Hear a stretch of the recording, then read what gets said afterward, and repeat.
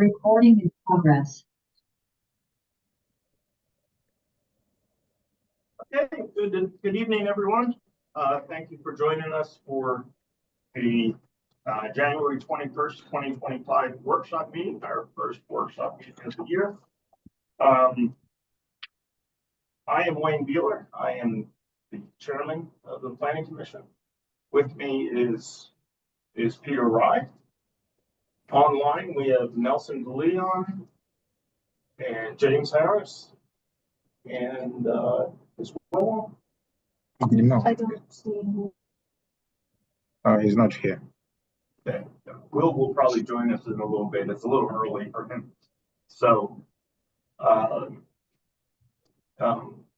although this is a workshop meeting, so we don't necessarily need a quorum, but we do have one. Also with us online is Jerome Stringowski, our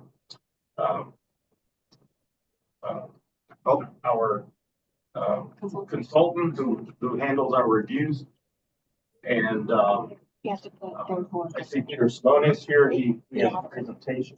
Say He has the first presentation today. Michelle Mayfield, our solicitor, and so that's all that I see. Although like must be more people joining us, but with that, I will turn this over to, we have a presentation of Vision Zero and the Transit Overlay District by Peter Simone, and we'll let Peter go.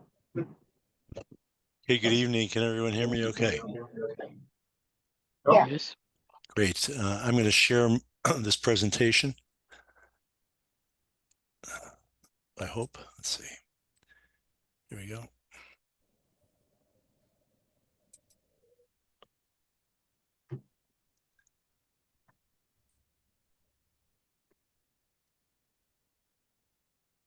Okay, can everyone see that okay?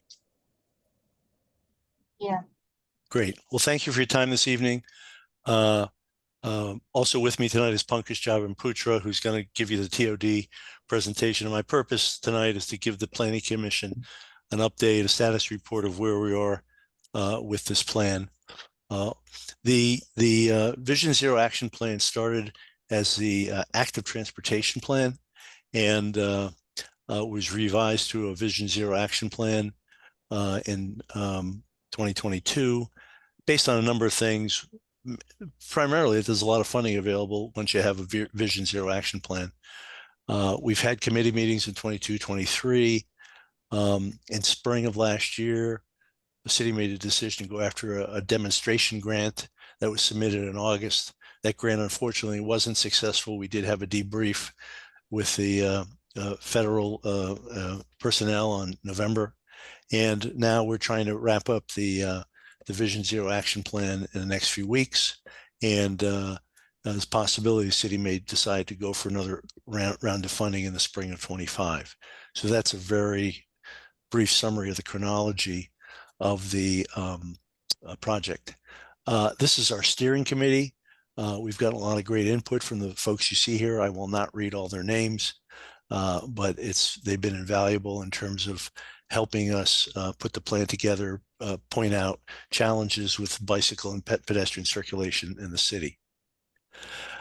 First, a few definitions. What is an active transportation plan? And you can look and find several definitions, but I'll read the one at the bottom of your slide from PennDOT. An active transportation plan is a comprehensive resource that documents existing conditions and guides the planning, design, implementation, and evaluation of bicycle and pedestrian programs, policies, guidelines, and infrastructure improvements. So that's a definition of an active plan. Also, there's a thing called Complete Streets, and I'm sure most of you are aware that the city adopted a Complete Streets ordinance in 2015. I won't read this whole paragraph, but it deals with designing streets so they fit all modes, motorized modes, pedestrians, cyclists, and also meets the needs of people with disabilities and people who don't have access to vehicles, and also groups that may be underserved in the community. So that's a complete streets definition. And graphically here you see it illustrated in the before of just a normal street without any accommodations for pedestrians or bicycles, or lacking maybe some safety improvements. And here on the right, you can see that this has changed into a road diet where you went from 4 lanes of traffic down to 3. You might have bike lanes, you could have crosswalks. So this is just a sort of illustration of what complete streets redesign could mean, depending on the street.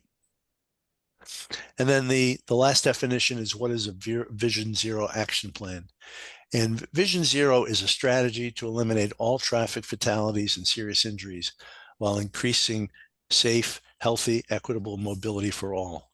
And it's an aspirational plan, and it's more than a plan. It's a methodology and a plan that seeks to get the buy-in and support of all elected officials in the community, of all departments, and make people aware of this plan, so that everybody in the municipality or city is working towards this aspirational goal.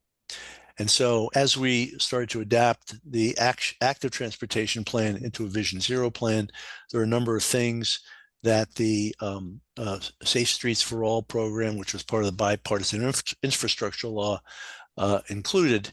And that law, which was passed a few years ago, really looked at all of these things, complete streets and active transportation plans, to come up with their requirements.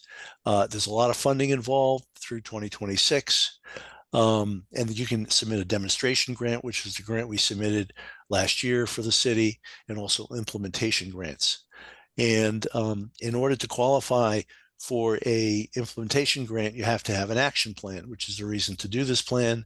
And the funding goes from a minimum of $2.5 million to a maximum of $25 million.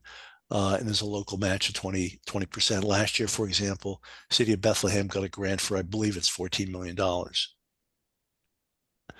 And the components of the plan are leadership commitment, complete streets, a planning structure, which is the form of a steering committee, a safety analysis, which is critical to the evaluation of the plan, engagement and collaboration with the community, considerations about equity, policy, and process changes in terms of how do you continually evaluate the plan and plan progress and update it, and transparency through the whole thing. And you can see that statistic at the bottom, which is pretty scary.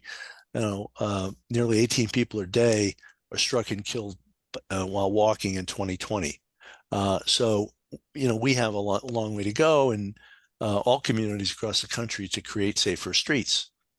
The complete streets policy I mentioned was adopted by the city in 2015. And you can read that the city shall develop safe, efficient, reliable, integrated, and connected multimodal transportation systems. So that is, again, all these programs are very closely linked and somewhat redundant, but the Vision Zero approach is probably the most, as I said, aspirational one that seeks to eliminate deaths and fatalities, saying that no death or fatality from transportation accident is acceptable.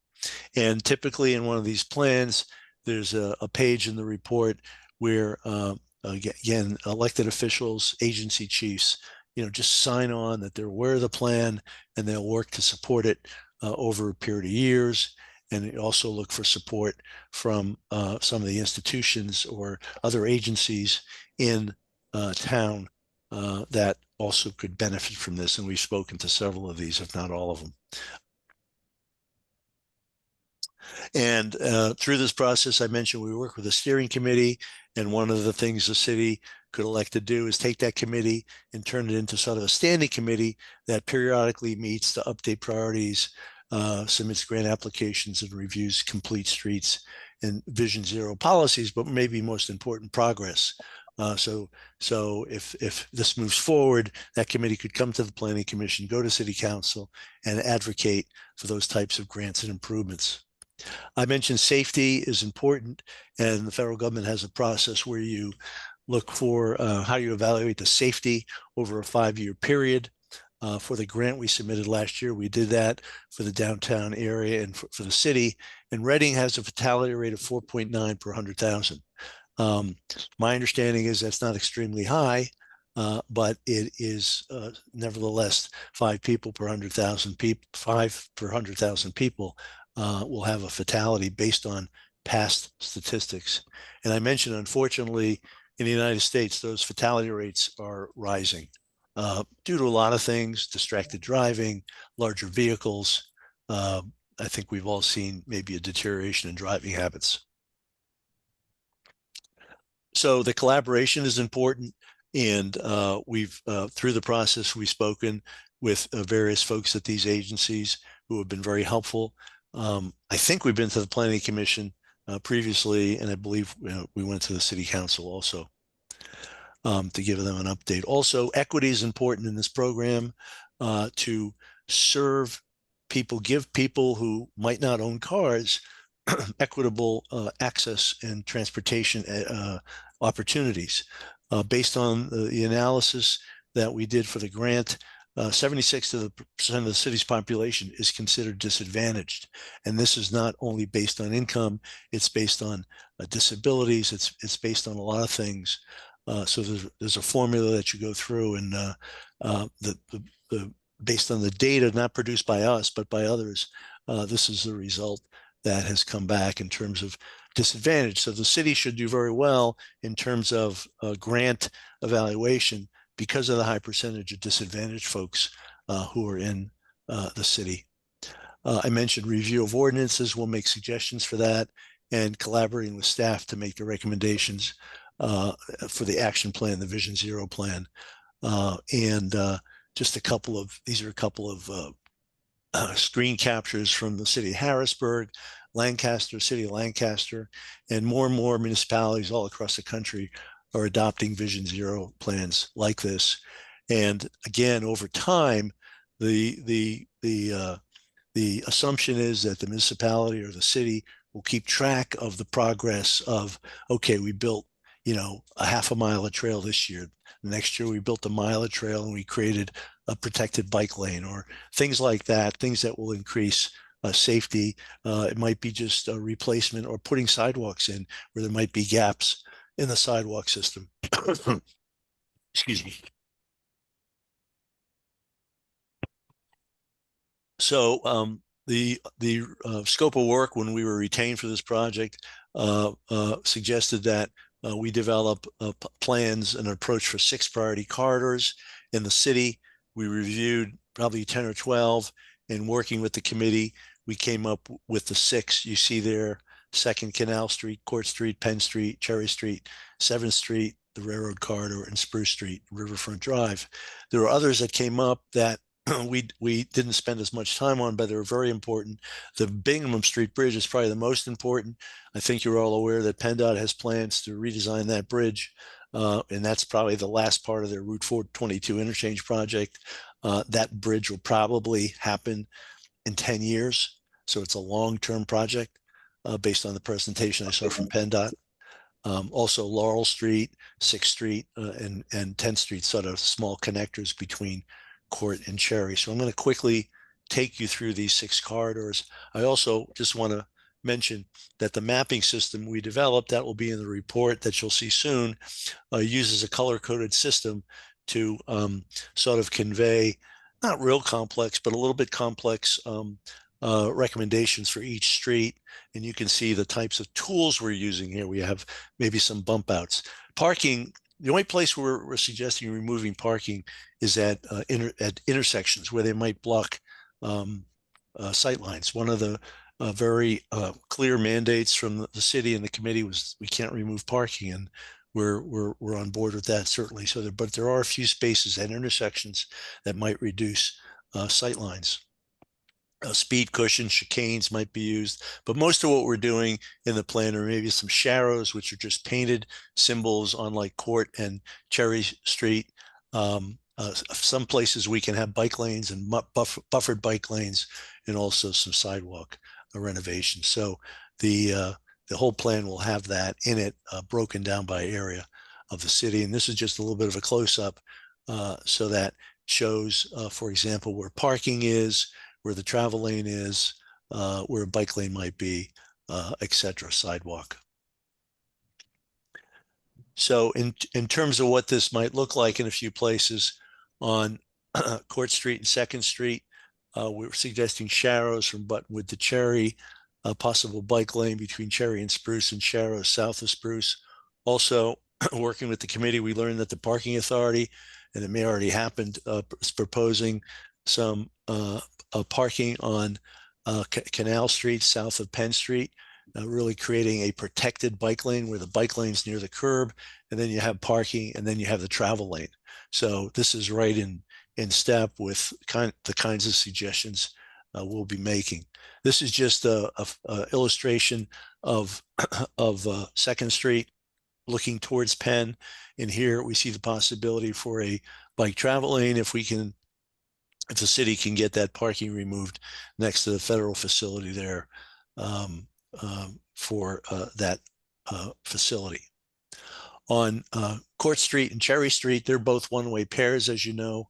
And Court Street, we looked at a dedicated eastbound buffered bicycle lane along the street, and also closing a sidewalk gap at Cherry and 9th. And this is what that that design could look like, a protected bike lane. This may really be developed into a protected bike lane with parking, where the bike lane is protected by parking and the travel lane is to the outside. So this would be a pretty safe facility for cyclists. And both Cherry and Court change dramatically in width, so it won't be one system the length of those two streets because of width changes. And this is a good example up at I think it's 9th Street, where we needed a sidewalk, and so that shows that without any really disruption to that parking facility. And also Sharrows, just alerting motorists that there may be cyclists using this street. On Penn Street, the improvements that we're focusing on are 4 blocks east of 7th, and we're suggesting this as a priority project with parking protected bike lanes. For many years, you've seen plans with the greening of Penn Street. When we go west of where we're suggesting doing the work initially, it may require major reconfiguration of the street, which would be very expensive. So we've suggested things that would not be very expensive. And these would involve just maintaining the parking. And in this illustration, you see this is an early concept showing a bike lane that's buffered on the right there with parking. So the parking is not lost, and you have a two-way bike lane. We probably will opt to have parking protected bike lanes on either side of the street, so you don't have that contraflow lane on the right there. So it'd be a bike lane on each side, which really doesn't dramatically change the cross section of the road here, doesn't require you move curbs, but we feel will provide these facilities in a safe way. On Cherry Street, we have also, again, a dedicated bike lane in different forms along Cherry, moving the opposite direction from Court. And here you see again a suggestion of parking, a buffer, a bike lane, and these will probably be switched, and the travel lane is maintained. Obviously, we have to maintain room for buses here as it approaches the BARDA facility. Another point along Cherry Street where it is much, much wider. And here you can see adding the crosswalks, and that buffered bike lane is on the left-hand side there that would travel along the street. We get to 7th Street. We suggested a two-way cycle track with sidewalks, and also Sharrows south of Spruce Street. This is a course we're shooting sort of a little bit up from the hopefully future location of the train station at the brewery, which occupies the old train station. That train station has been suggested as a site for the new train station as that service is renewed. And here, we've shown on the left which would be a two-way bike lane, really up on the sidewalk that would be transformed into a multi-use trail. And then on the right side, having a enhanced sidewalk the length of the street. We've talked, and PJ may mention this when he gets to the TOD, that where that station is located, we want to make that experience pleasant for people to get to and from that train station. So what's not shown here are street trees, lighting enhancements, probably maybe on that open lot behind the barter facility. Back in the days of the Schuylkill Valley Metro, this was the proposed location for the new train station. That initiative didn't happen, but maybe there could be a new park, and you'll see some illustrations for what that might look like in the TOD presentation. Another corridor was Spruce Street, and the suggestion here is to make Spruce Street one-way going east, and then a multi-use trail from the 3rd Street to the riverfront, and a contraflow bicycle lane. We'll show you what that is in a second. So anytime you make a street one way from a two-way, I'm sure this will stimulate a lot of discussion. And we did go to one meeting at the Puerto Rican Club about this, and there was a lot of discussion about it. So here the proposal is maintaining parking, making Spruce Street one direction, and replacing it with a buffered bike lane on one of the sides of the street. This is, I believe this is looking towards the park of the riverfront. And went the wrong way. So not losing any parking, and then looking from the river side towards the city, that could look something like this in terms of how that would work. And again, that bike lane could shift to the curb so that it is protected by parking.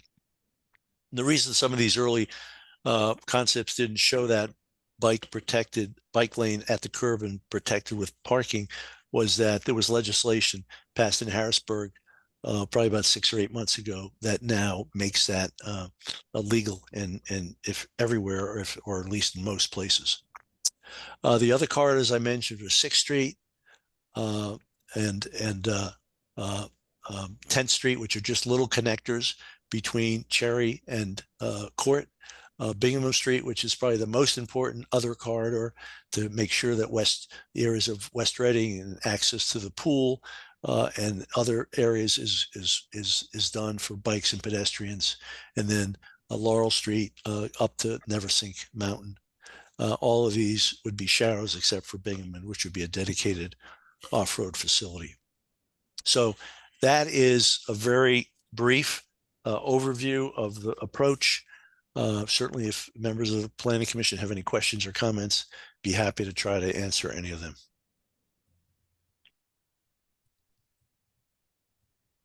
Well, the only comment I have is that let's see here, 40 years ago, Spruce Street was one way, was a one-way street. Why it was changed to a two-way street, probably no one remembers why now. But my wife always comments that was kind of a shame that they made Spruce Street a two-way street. Traffic was much calmer when it was a one-way street.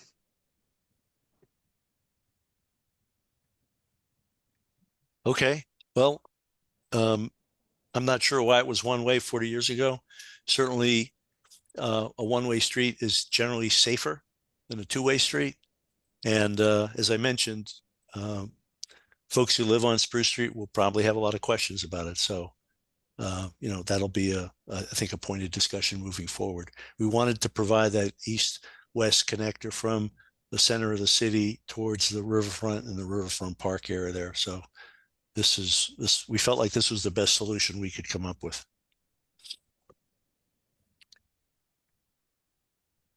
Anyone else have any comment or suggestions? Well, I think at this sort of hard line that no parking can be lost. Parking can be lost. It's really a problem. I don't know how to get around that, but there's the street parking that is metered. That's generally there's parking available on the street. the problem becomes, well, remove those. Maybe that's less of an issue, especially since there's an excess capacity in parking garages. If you're gonna pay, meter on a street, you pay parking garage. Now it's the same thing. But then the issue, I guess, is the non-metered parking. That is what's the high demand, and which, until we have a more dispersed parking city somehow, that's all going to be a hard argument, which then makes this really difficult to accomplish. Like European cities are pretty far along with this sort of thing. They've basically taken away street parking and used that for bicycle, pedestrian lanes, bike lanes, traffic lanes. They have significantly rebuilt anything, right? And they do this, of course, but, we're ultimately not going to get to a level of bike friendly city until we can change this parking dynamic. This is the gating item to really accomplishing a lot is the parking situation. The solution is, but there's plenty of, let's say, lighted properties or infill properties that could be converted to parking either privately or the city. Of course, they're going to come with some sort of expense to person parking there, but maybe significantly less than the parking garage or other. But the thing is, I know this is old stuff, but why aren't the existing parking garages good enough? Like, not enough capacity for events, maybe, or stuff. Well, I mean, generally they're underutilized. Yeah, I think on any given day, there's no problem finding space in there. Although, it's one of the arguments I've made is that the rented spaces should be the upper levels, so that people that are going in and out are not, winding up wondering whether there's anything for them at the end. So are you actually saying that people will be happier to park in the city and be provided more flat parking rather than pure parking? No, I mean, I didn't say anything about that. Oh, okay. I'm just saying that the limitation to be bike friendly is the parking problem. Unless, of course, if somehow make it more feasible for people to, like exhibits. I mean, as a like a partner with like the neighboring municipalities to try and get them to create like a really major corridor, like a sample municipality corridor or something like that. I think also if we could figure out a way that those who have the ability to create their own park, even if it's one parking pad on their property, that alleviates some of the parking problem. If every home that has the capability through alley access or whatever, if they would actually utilize their garages as a garage for parking, especially in like the little area, like along Cotton Street or those areas over there, that could relieve some of that street parking, and then that way it might be easier to convince just the general public of, oh, let's do some bike infrastructure there. Say, just out of curiosity, I mean, now that it's winter and there's snow on the ground, like, how would this plan be different in winter with the snow? I mean, as far as saying, if there was enough snow next to sidewalks to prevent people from, doing the street parking, what would you do? And where it covered up like Well, this is a I think the number of days per year when there's snow on the ground, but if it's parking or sidewalk, it's not that many. oh yeah.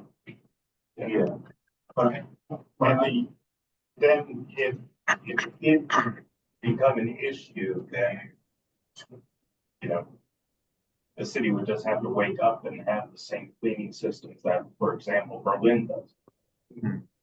So there is, Berlin has small vehicles with a brush system, and they clean the sidewalks off with this brush system. so you could use that on the road too, like. Oh, sure. Ice. Yeah. Oh, wow. Yeah. I think that's a really important operational question. And as the system gets implemented and the discussions we've had with city staff is, you know, this downtown system is the first step for maybe a bigger citywide initiative. You know, the snowfall we just had, I don't know what you had up there. We had about 4 or 5 inches, but, you know, and I'm not aware of which streets you don't have parking on during a snowstorm. But for example, on Court and Cherry, if you don't have parking during a storm, you had a protected bike lane, it would be plowed just like the street, because, you know, supposedly you wouldn't have anybody there during the storm. But it's certainly an important thing to consider. There's probably also less bicycle riding in the winter, of course, than in the warmer months. So I was gonna bring that up. Yeah, I guess that's one of the main issues with essentially trying to ask, like, everybody who uses a car to use a bike instead of the winter. And the thing is, maybe if there was some kind of, I don't know, indoor bike parking or something like that, or I don't know, somebody could bike the car to access or something like that, that might be nice. But yeah, as far as the plain old coal we have with broad layers, a lot of people might not, you know, I can't think of a way around that. Yeah. Anyone else with a comment? So maybe one thing that I wanted to add on is that as you finalize on that plan, please consider including in actionable recommendations, because then that will help us to think of the next step after the plan is completed. One of the things that we have also been struggling with is trying to map out partnership and responsible departments. So if you can be able to slot in some of those things, it will help us to pick it up right away once it is done, so that we have it to move forward as required. Thank you. okay, sure. Thanks, Simon. Oh, and one more thing, what is the possibility of us expanding that bike lane system? I mean, like, at its peak, would we reach, say, you know, half the city would be bike lane or 3/4 of the city? I don't know. Well, the best answer I can give you at this point is I don't know.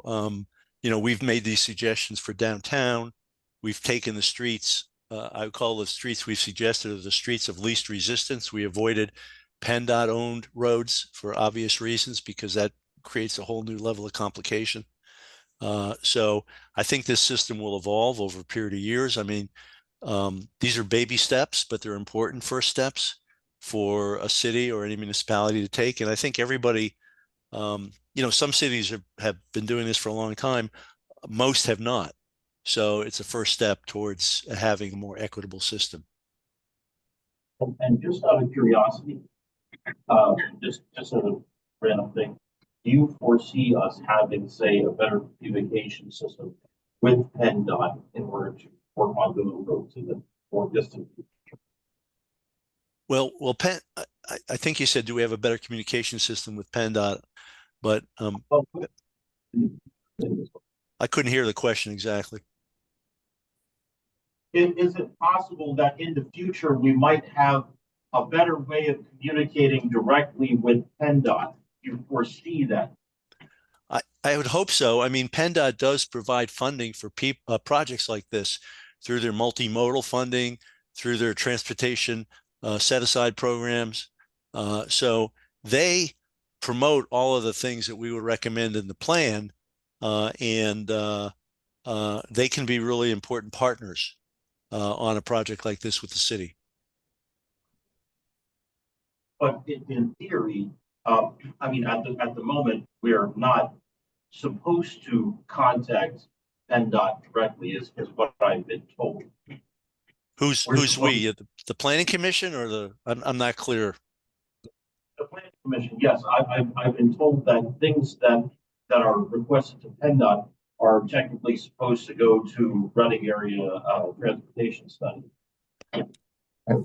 Yeah, I think that's just the city policy. I'm not aware of the mechanics of that, but yeah, I mean, I can't really comment on that because I think that's just internal policy that you have. Interesting. Okay. As one of the engagement the planning commission is starting to put in place, and the planning office as well, we would like to bring most of our partners on board so that they are aware of the activities and the plans that we have in place that needs to be implemented. And one of the partner that we really want to have in this is the PennDOT. At this point, as we talk about the downtown, we're already starting to engage and starting to look at how we can have them more on board so that they can actively participate in our plan and contribute to our decision making. So I think to answer the question, yes, in the future PennDOT, we would like to have PennDOT much more closer than what we have there now. That's an internal policy that we have to confirm, but is there a way that we could, come up with say a new ordinance for communicating directly with PennDOT? But it's actually how PennDOT wants to communicate with everyone else. That's why the MTO is that's why we have the right. Yeah. That, it's, I mean, you can directly call PennDOT. I have on occasion for certain questions. Yeah. But when it comes to planning, it has to go through the MTO, because the MTO is the one that makes the 12-year set. It's not PennDOT. So, yeah, so specifically for planning, if you're not going to get anywhere unless it's on the 12-year tip. And who controls the 12-year tip? Well, that's the Berks County Planning. Yeah, so I guess if we wanted something bigger, we would have to build it up really slowly. Because I can't just, get together, from 30 people or whatever, just to go ask Brad Miller like that, Yeah. But that's, that's basically how it would need to be done, because that's how funding is. Yeah. There are grants and other things that are, but for the most part, the funding has to go through the tip. Yeah. Yeah, Mr. Chairman, just a point of clarification for projects like I've showed you, you can submit grants applications. The city can submit grant applications directly to PennDOT for projects like this, a multimodal, $2-3 million projects, not a huge project under that program. And these projects don't have to be on the tip per se.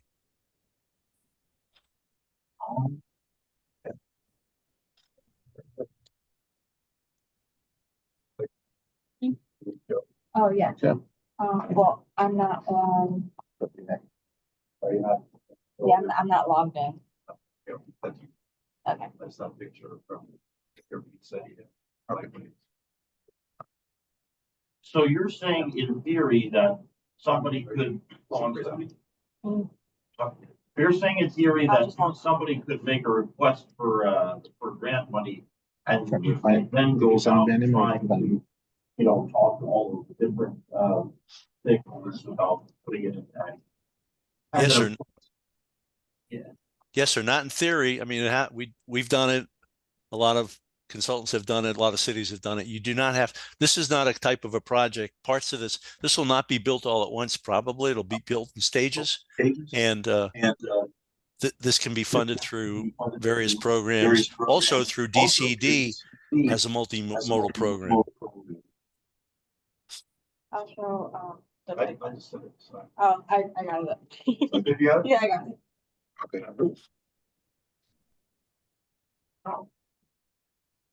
This is, you're gonna say, there's like, no parking, right? Thanks parking, right? Wow. There's everywhere, every year. Yeah. Not on every street, but for certain ones, to create pathways through the city.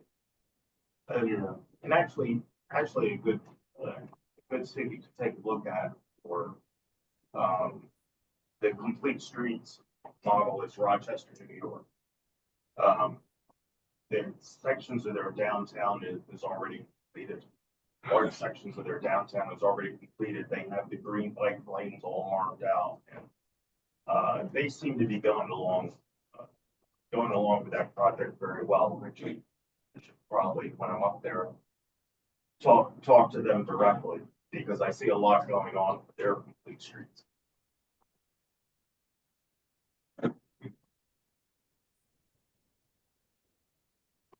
Yeah, does anyone else have anything on this?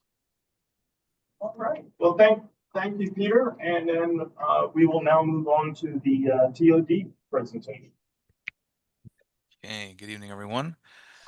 I'll share my screen here.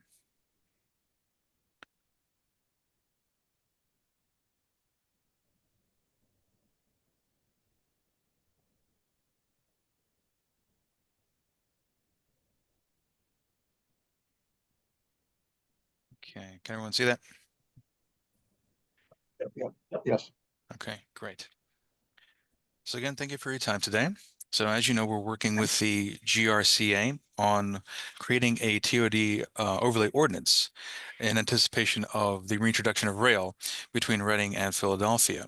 Now, in conjunction with the work we're doing, Stantec is also working on a study to determine a station location for the station. We're going to touch on that a little bit at the end of the presentation.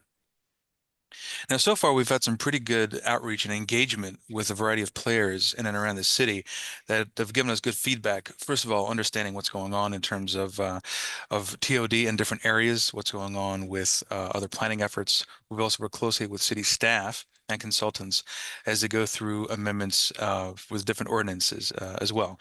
So we've had 3 meetings each with the Planning Commission, City Council, the GRCA, our steering committee, as well as development and planning professionals in other cities in the Commonwealth to get their thoughts on TOD and what's going on with new development.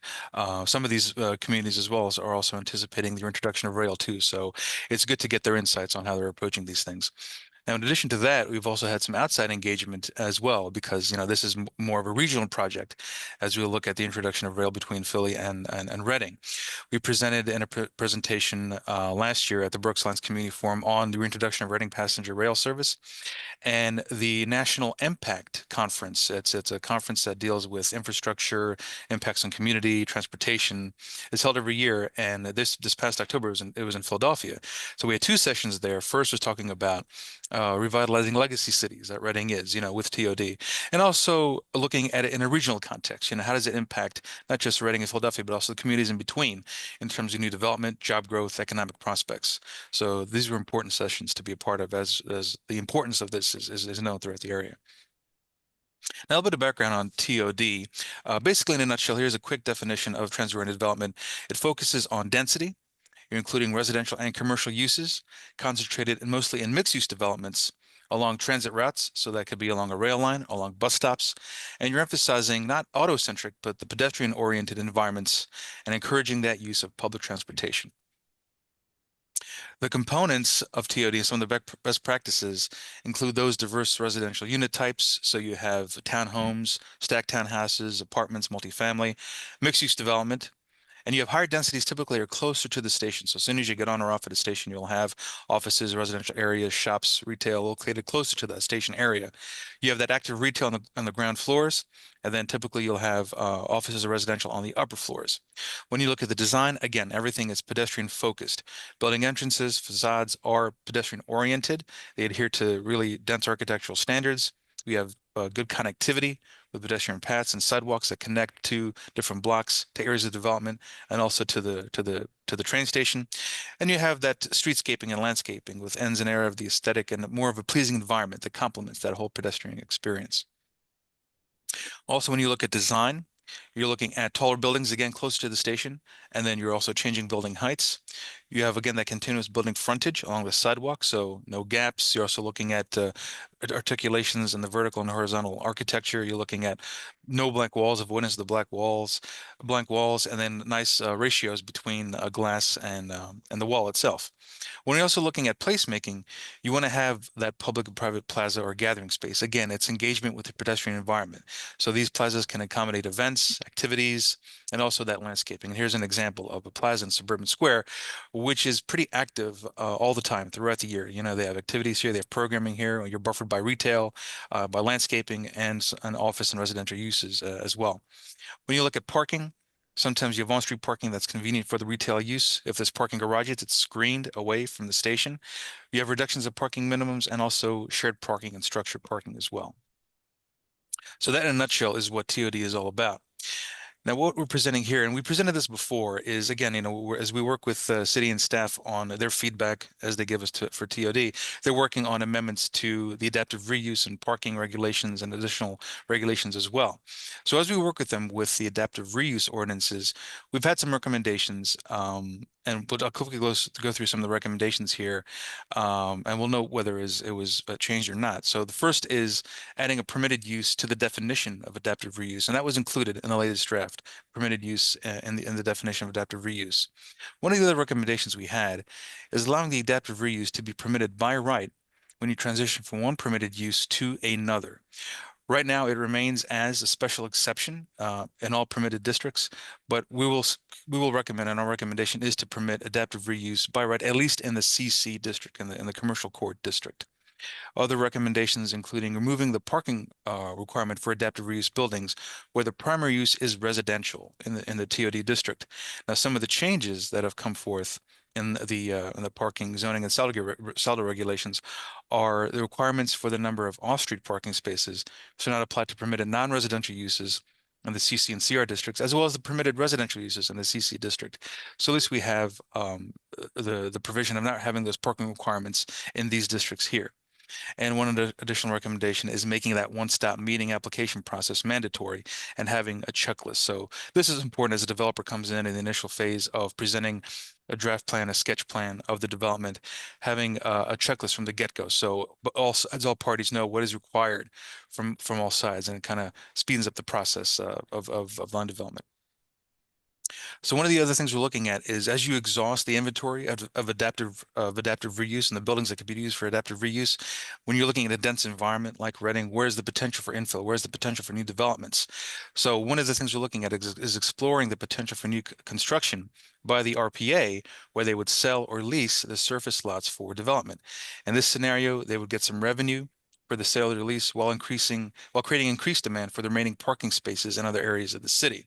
So again, this is just a way to accommodate infill after the inventory of adaptive reuse is finalized, and then when we're looking at some new construction going in. Now we're going to go through some of the sections of the overlay ordinance, which is in progress. First, as we look at the takeaways, one of the things we're looking at in a sense of a high level sense is eliminating the riverfront redevelopment overlay district. This would then be replaced by the TOD overlay we're doing. But one of the important things here is retaining public access to the riverfront. This is a public amenity, and we feel it's important that the public continue to have access to the riverfront via a 50-foot access easement. Also, we're looking at modifying the Penn Square corridor and making it a part of the underlying CC district for properties fronting onto Penn Street, and allowing some of the prohibited uses to front onto Penn Street. So again, with the confluence of a different set of overlay districts, eliminating the riverfront development and modifying this Penn Square one, so we have a nice uniformity with the TOD overlay district that we're proposing. And then another takeaway we're looking at is allowing adaptive reuse to be, again, by right in the CC district as shown on the previous slide. Now here is our map of the TOD area. If you remember from when we started this project, it was kind of just concentric circles, but we looked at it more organically, fitting into the dynamics of the different areas of the city where the density is occurring, looking at the natural borders between the river and the park, and then going from Buttonwood south to the river itself. We see the location of the station here, which we're going to talk about in a little bit. But again, we feel this really lends to looking at that quarter-mile, half-mile area from a station location, having the applicability of the TOD overlay ordinance. Now, we know that in this area itself, there have been over $300 million of development projects in the last 10 years. So we're seeing that growth and development in the city. And we know that the city actually did receive the CRIS designation recently. So I want to congratulate the city for receiving this important designation. So this will be a great economic boon for the city itself, and it'll work nicely with the TOD overlay.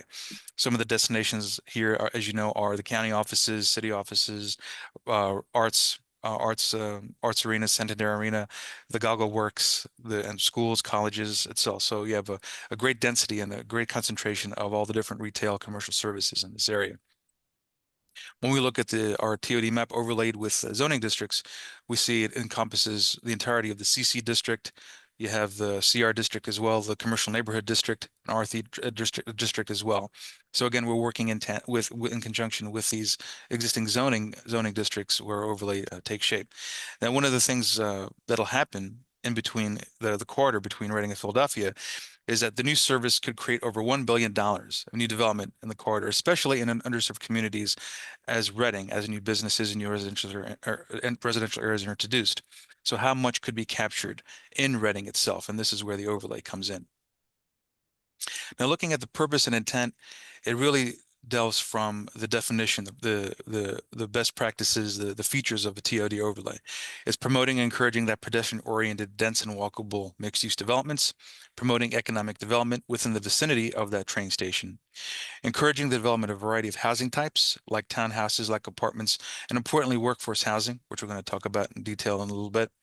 And then you're going back to that site design, building design, designing buildings and sites using appropriate materials that are in tune with the surrounding environment and surrounding streetscape to create that walkable environment with articulated architecture and streetscaping, increasing access to retail, services, institutions, that's through paths and sidewalks, and they'll work in tandem with what presented in the action plan, where you have additional pedestrian connectivity, bicycle connectivity to different parts of the city within the TOD overlay itself, and also creating that welcoming, friendly, pedestrian-centered environment through public plazas where activities and engagement can take place, bicycle paths, landscaping, street trees, to really make it more of a welcoming environment.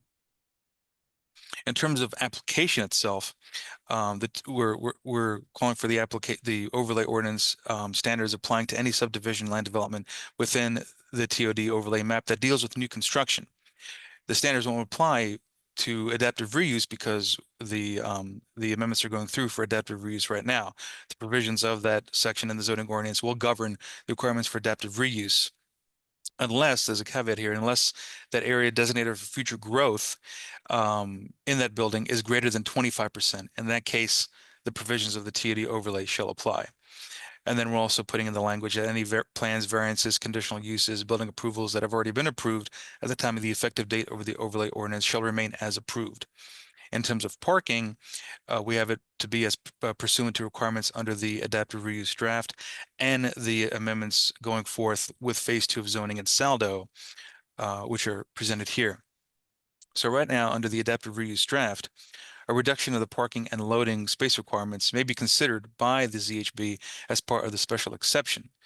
As we look further into the amendments, the phase 2 amendments for off-street parking and zoning and SALDO, and zoning, as mentioned before, the requirements for the number of off-street spaces shall not apply to permitted non-residential uses in the CC and CR, as well as the residential uses within the CC. So we have that applicable under the TOD. Now, in addition, when we look at the SALDO itself, the SALDO provides for a reduction in parking spaces. If a use requires 10 or more parking spaces, there's criteria for reduction credits. And these include, as applicable to the TOD, if a permitted residential use is located within the CR zoning district, which is encompassed by the TOD overlay, then you have a certain percentage of reduction in your parking.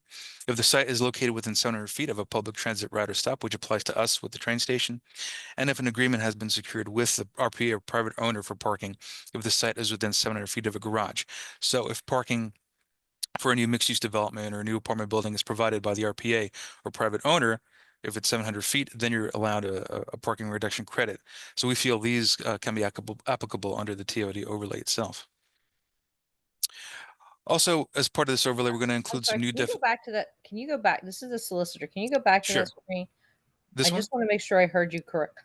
Why are we doing parking and loading under SALDO rather than zoning?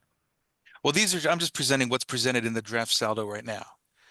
So Okay. this is what's in the draft for the phase 2 amendments right now. There's a chart to show how you can reduce parking based on certain criteria. So I'm just reiterating it here. I just have a concern that it's in Saldo and not in zoning. Yeah, the final determination hasn't been made yet. We temporarily took it out of the phase 3 amendments for the parking and loading requirements and placed them temporarily in Saldo, but we still have not finalized that. So it may go back to the zoning provisions for the parking and loading requirements. Okay, I was concerned I'd misheard it, and that's why I wanted to go back to the slide. My preference, and I think the better practice is to keep it in, is to put it in zoning. Yeah, it has not been finalized. Okay, thank you. Okay. Thank you, Michelle. Thank you, Jerome. Okay. So also as part of the overlay language itself, we will include new definitions. So this is a combination of uses, new uses that could be introduced in the TOD overlay, as well as some definitions that weren't in zoning prior that we felt would be important to include in the ordinance itself. So some of the uses include artisanal manufacturing, so that's smaller scale manufacturing, incubator spaces as well for small scale manufacturing, which is an important economic driver. Brew pubs, co-working spaces, as people move away from the office, co-working spaces have become more prevalent as we're seeing in the cities for work. Also some zoning related definitions like a build to line, building step back. We also include green roof, mixed use development, outdoor dining area, pedestrian oriented, shared parking, stacked townhouse, which you see here, an example of a stacked townhouse.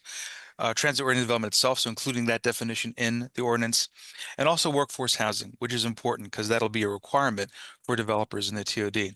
And to go into a little bit of detail on workforce housing here. So basically, this is housing that's affordable to individuals, to households earning between 60 and 120% of the area median income of an MSA.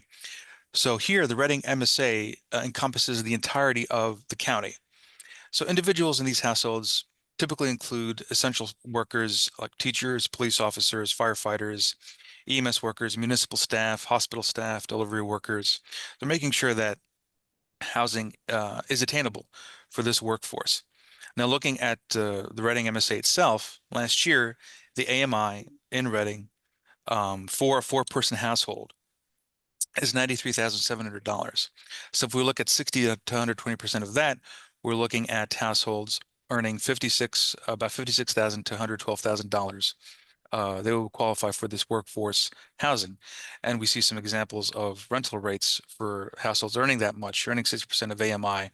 And typically when we look at factors, at cost factors, typically when we're looking at affordability, the housing cost shouldn't exceed 30% of median income. We're seeing that drastically higher in a lot of areas as housing becomes tighter. But basically, when we're looking at a standard, it shouldn't exceed 30% of median income. So we have some examples for rents here. A studio, it's a little under 1,000. 1 bedroom, it's about 1,100, and 2 bedroom, it's about 1,300. When we look at other examples, we look at a 1-person household, for example. So that could be a single professional or retiree. That threshold is about $39,000 to $78,000. And then if we look at a 2-person household, a young couple, or some empty nesters, we're looking at $45,000 to $90,000. So again, this is showing some thresholds, the income that needs to be met to be able to be qualified for this workforce housing. Now, as far as uses go, we have a list of uses permitted by right. Now, the overlay by right uses will be determined based on the underlying zoning. But it includes uses that are, again, applicable under underlying zoning, and some new uses like a stacked townhouse, live-work units, the workforce housing, retail, which is equal to or less than 10,000 square feet, and which is part of a mixed-use development as attached retail or along a continuous block of retail shops, hotels, boutique hotels, restaurants, brew pubs, microbreweries, the co-working space, schools, government buildings, parks, public transit. When we look at uses permitted by conditional use, then we're getting into retail, which is greater than 10,000 square feet, or hospitals. And we also have a list of prohibited uses as well. Now, again, these uses would still be permitted in the underlying zoning, but not prohibited if you're developing under the TOD. Now, when we look at bonuses, we're seeing why would a developer want to come in and develop under the TOD itself? So some of the bonuses include increased height for the developer, a smaller minimum lot size to develop on. With that, you're getting increased impervious coverage and building coverage. parking incentives, and having the ability to develop residential units in the manufacturing commercial district as well. Then when we look at requirements for the TOD, in addition to the workforce housing, and here an example is presented where if you're looking at a 100-unit project, allocate 10% of that as workforce housing. So you're having 10 units available as workforce housing. You would also include public civic space, so that could be on the ground floor or upper floors. So an example here is civic space encompassing at least 10% of the lot on projects that have a minimum lot size of 18,000 square feet. So with that, you're looking at about 5 or 6 parking spaces. So it's about the size of 5 or 6 parking spaces stacked together. That would be about 10% of an 18,000 square foot lot. We're also looking at transit improvements, or requiring transit improvements, whether it's amenities or street furniture, if a stop is located within a specific distance of the primary entrance. So again, reinforcing the relationship and the importance of public transportation. We're also incorporating the design guidelines. So this will be kind of high-level design guidelines for developments, new construction in the TOD. So again, we're looking at building facades, orientation, specific materials that are in line with the surrounding neighborhoods, streetscaping to reinforce that pedestrian environment, pedestrian-oriented concept of sidewalks, street trees, lighting, furniture, outdoor dining as well. And we see some examples here of what that could look like. In terms of the dimensions of the increased height, the changes in impervious coverage, we have a list here that shows some of those changes. But as we go in further, looking at some specific districts, like the MC district, for example, we have new uses, new residential uses of mid-rise apartments, high-rise apartments, stacked townhouses. So here we're seeing a smaller minimum lot size, going from 20,000 to 18,000, and a larger maximum building coverage, as well as a larger maximum height. So with the height, we can go from 60 to 100 or 175 if there's as a conditional use, if a shade study is included to make sure that light is able to come down into the sidewalk level. When we look at the CC itself, here again, when we're looking at apartments of 6 stories or more, looking at changing the minimum lot size from 25,000 to 18,000, have an increase of a maximum building coverage, and also increasing the height. So having these benefits for the developer to spur development in the TOD. So this is basically saying, we have those incentives in place, but financial incentives are also important. And this is, again, where the CRIZ is very, very important to the development in the city itself. So this will positively affect commercial projects. And if a project is large enough that it could have a positive impact on residential dwelling units itself. Right now, it has little effect on residential projects. But again, if we're looking at an increased height, and if a project is large enough, like a 25 or 30-story building, it can have an effect on that building itself. We're also looking at possibility of taller structures in the MC district as well, where you have a buffer distance to R3, so allowing some of the development to be unleashed in the city itself. Some additional financial incentives include LRTAs, other tax abatement programs. And as we look at the CRIZ itself, we have a map here of the CRIZ area with the TOD area in place to just show you the context of it. So this would be a very great 1-2 punch for a developer coming in to be able to develop within the TOD benefits as well as the economic incentives provided by the CRIZ itself. Here we can see that most of the CRIZ area is within the TOD. There are a couple of parcels. There's the Dana site and the Glidden parcel, which we understand there are redevelopment plans for that are outside. But again, most of those CRIZ parcels fall within the TOD. And again, this is could be some great potential here for additional development, mixed use development, residential, as we develop near the train station, as also with the economic benefits provided by the CRIZ. Now here's a snapshot from the Stantec study, basically showing the location of the stations. So as Pete mentioned, temporary station they're proposing first for the Franklin Street station where the brewery is now. The intention is to have a more permanent station at that green space near the BARDA Transportation Center. So what we're going to present now, we have the facets of our overlay in place. We'll just show some photo simulations of what some of that development could look like if it's implemented under the auspices of the overlay ordinance. So first we'll look at that BARDA green space. So this is the green space as it looks now. Here's what it could look like if there's no station or before the permanent station. This is the station is still at the brewery. Here we're seeing some landscaping, some shade trees, some paths, some benching, some lighting to provide some comfort for pedestrians. Now, if the station is developed here at the BARDA green space, then we can tone that down, scale that back scale the plantings back, still have those trees, but again, accommodate that platform for train service, for rail service, and have it integrated with the rest of the amenities that are going to happen with the action plan itself. Here is an existing Reading Parking Authority lot adjacent to a rail corridor. So this shows an example of some new construction on an RPA lot. So we could see how it fits in tandem with the surrounding buildings and the surrounding architecture. And we also see the integration of some of those action plan items here, where you have the bikeway along the corridor, you have some street trees, you have crosswalks for improved pedestrian safety, and some lighting as well. So again, looking at this in tandem with the Vision Zero action plan and the TOD overlay, how the development can work side by side. Here we're just showing some additional examples of different heights of different structures and how, again, that can fit into the fabric of the surrounding buildings and the surrounding community. So here is a manufacturing site along the river itself. So if we look at this, if we look at development potential here, again, we see the applicability of residential towers here, as well as the integration of some of the improvements of the action plan, where we have a bike lane and some landscaping in the meeting itself. And as we talked about going higher, so you have the potential for going higher along the river, where you're not exactly obstructing anything. We see a lot of taller developments occur along the riverfront and waterfront. So having this here buffered by R3 could be potential development. Here we're looking at the corridor along Washington Street, again, adjacent to an RPA lot. So if we look at the potential for new construction here, we could see the potential for an office, more of an office type building with some landscaping, with the public plaza for some engagement. You know, people can sit outside, eat outside, enjoy some public art as the train goes by. And then lastly, we're showing the station itself. So here's the station now.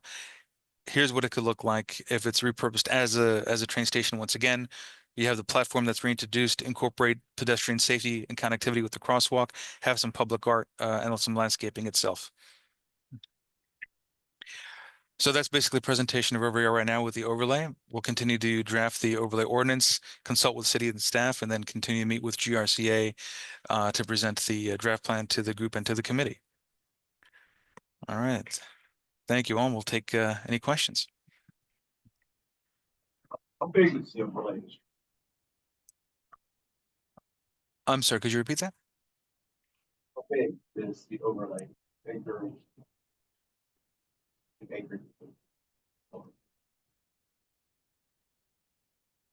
I'm sorry, I couldn't quite hear the question. How big is the overlay district? Here, I'll go back to the map.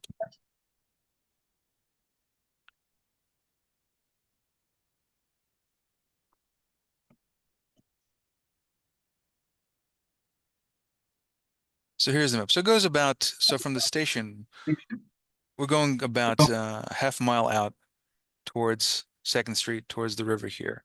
So a half mile, a little over half mile in certain directions. But if we're looking at the station going over to the river, it's about a half mile in radius here.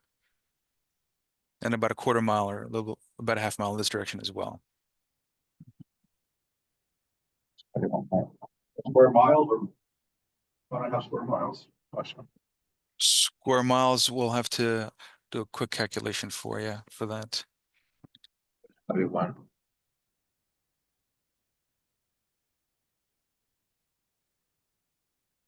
Here, I'll do a quick calculation for you for square miles. Or acres. I personally have a little bit of a concern at going that far north. You know, living on Buttonwood Street, I personally wouldn't be, you know, walking.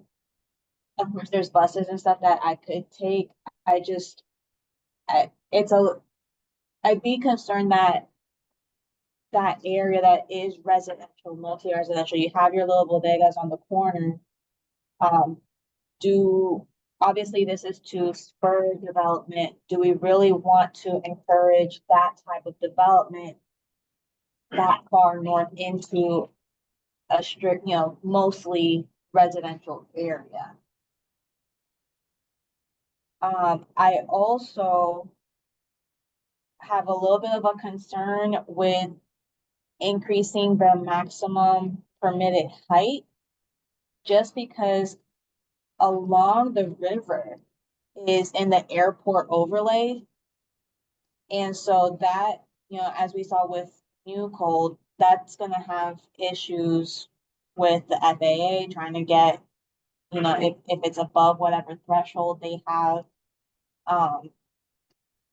And I mean, not that I'm totally against it, but maybe there should be some sort of like asterisk or something emphasizing the point that provisions of the airport overlay would prevail when it comes to building height.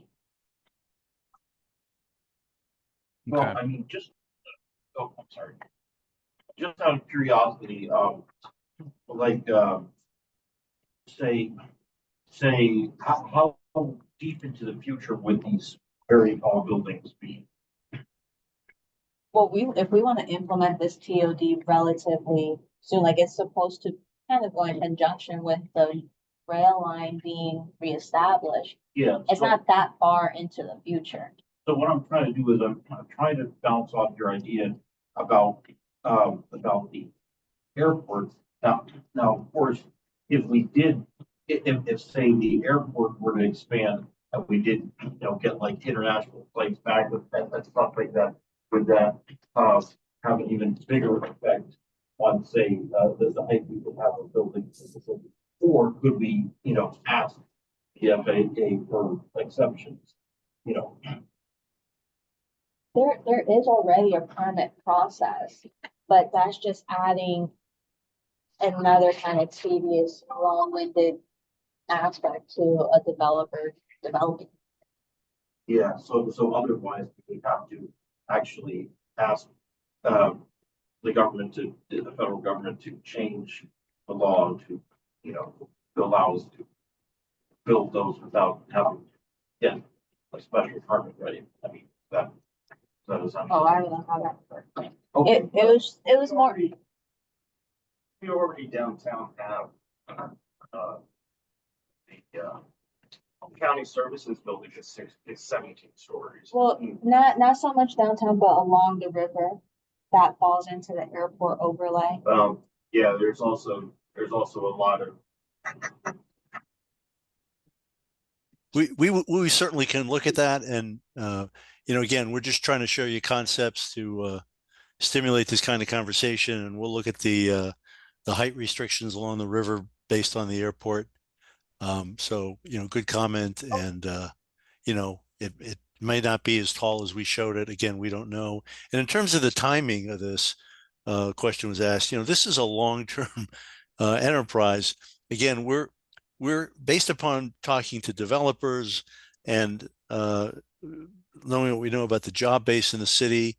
You know, the adaptive reuse process has to happen first, we think, before it's going to make sense for a developer to come in and build new construction. And that's going to take time. It's not going to happen overnight. So as far as your studies for that, are you looking at, say, a place like Baltimore, which took maybe like 20 years to totally redo its infrastructure? Sure. I think a better example is Allentown. You know, Allentown had you guys have a CRIZ now. They had a NIS, which because of all the breaks they got, I guess the common wisdom is they'll never pass another NIS. But talking to City Center in Allentown, they've done about 15 apartment buildings, and they told us that 12 of them they couldn't have done without that NIS. So this TOD ordinance is just going to maybe set the stage, be a little bit of a catalyst, but the real catalyst has to be these economic incentives until Reading turns a corner to make the market more attractive. And that'll happen as the adaptive reuse market happens, if cooperation with the parking authority can happen, and some of those first new projects might be infill on the surface lots. So, I mean, that's our best guess right now, and it is a guess, because we've all seen in the last 20 years how quickly the market changes back and forth based upon various things that are beyond anyone's control. And to go back to the size of the area, it's about 1.2, 1.3 square miles, is the size of the TOD. I mean, it's large. You know, I appreciate the incentives in there for developers, in lessening requirements, the block size, density, height, and all this sort of stuff, which, you know, developers have been asking for this for a while, going for variances, stating their case. But it's a big part of the city to apply this overlay. That's sort of my reaction here. Is the city is just under 10 square miles, and of that, I don't know, 8.5 or so are developed. The rest river mountain heavy. So we're talking here, 50% of the city's land mass is in this overlay district. We see, and we go through all this effort to create the zoning, and then we throw this huge overlay on top of it all and water it down. Which, again, I agree that we should do that for somewhere, but for such a large piece of it, especially down there. Rating it. I'm surprised it's that big. I guess that's my reaction. I know at one point you did have a meeting with the administration, and I know you have presented this to the city council. Are they okay with the size of the district, or are there any comments they have shared regarding that? PJ, I don't think we've gotten comments previously about the size of the district, and the approach we're no. trying to take is obviously Reading needs more development than less development. Generally speaking, it's got to be good development, of course, and so. The overlay doesn't change the underlying zoning. It just gives a landowner or a developer additional options. So you know, for example, the whole industrial area along the river, our understanding that was changed from residential, I think after Agnes, because a lot of stuff was wiped out there.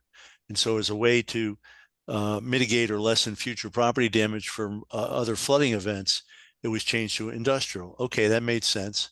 But now we see more development in flooding areas with, you know, sort of buildings up on stilts with parking underneath, which can be acceptable in certain places. And so we think that industrial ground is going to be too valuable at some point to continue to be industrial, that residential could happen there and other uses over time. So, you know, we can adjust the size of the TOD area, but we're trying to create more opportunities than fewer opportunities.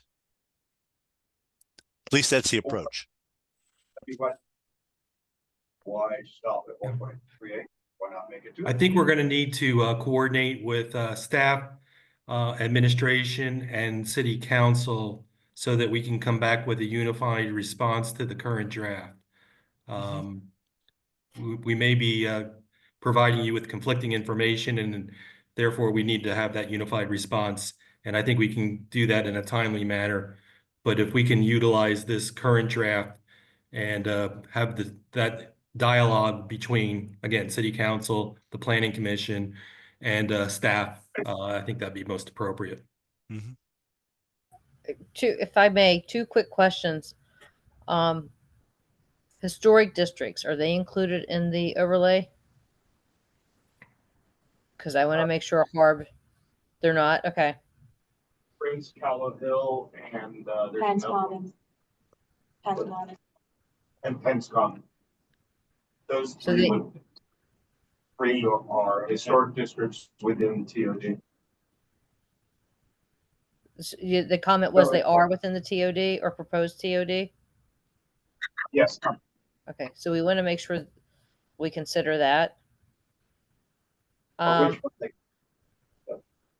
question here is, got all these overlays. Which one overrides which? Well, I would think we'd opt to have the historic district requirements override TOD or, you know, allowances, let's say. You want to protect those historic districts. Yes. And the city has a very active historic preservation board. So, and just something else to consider and make sure that's on the radar with the apartments is the EDUs available with the plant. And that was mentioned to us before. And also electrical service was mentioned. That's sometimes very difficult to get med ed in and providing new services.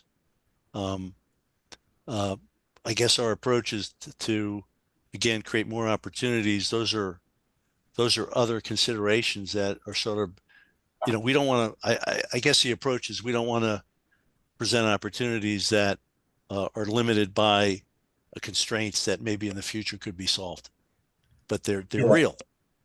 Yeah, exactly. And the concern with the EDUs is, as you hopefully know, the city is under consent order. So we've just expanded the plant. I don't want to tax it anymore.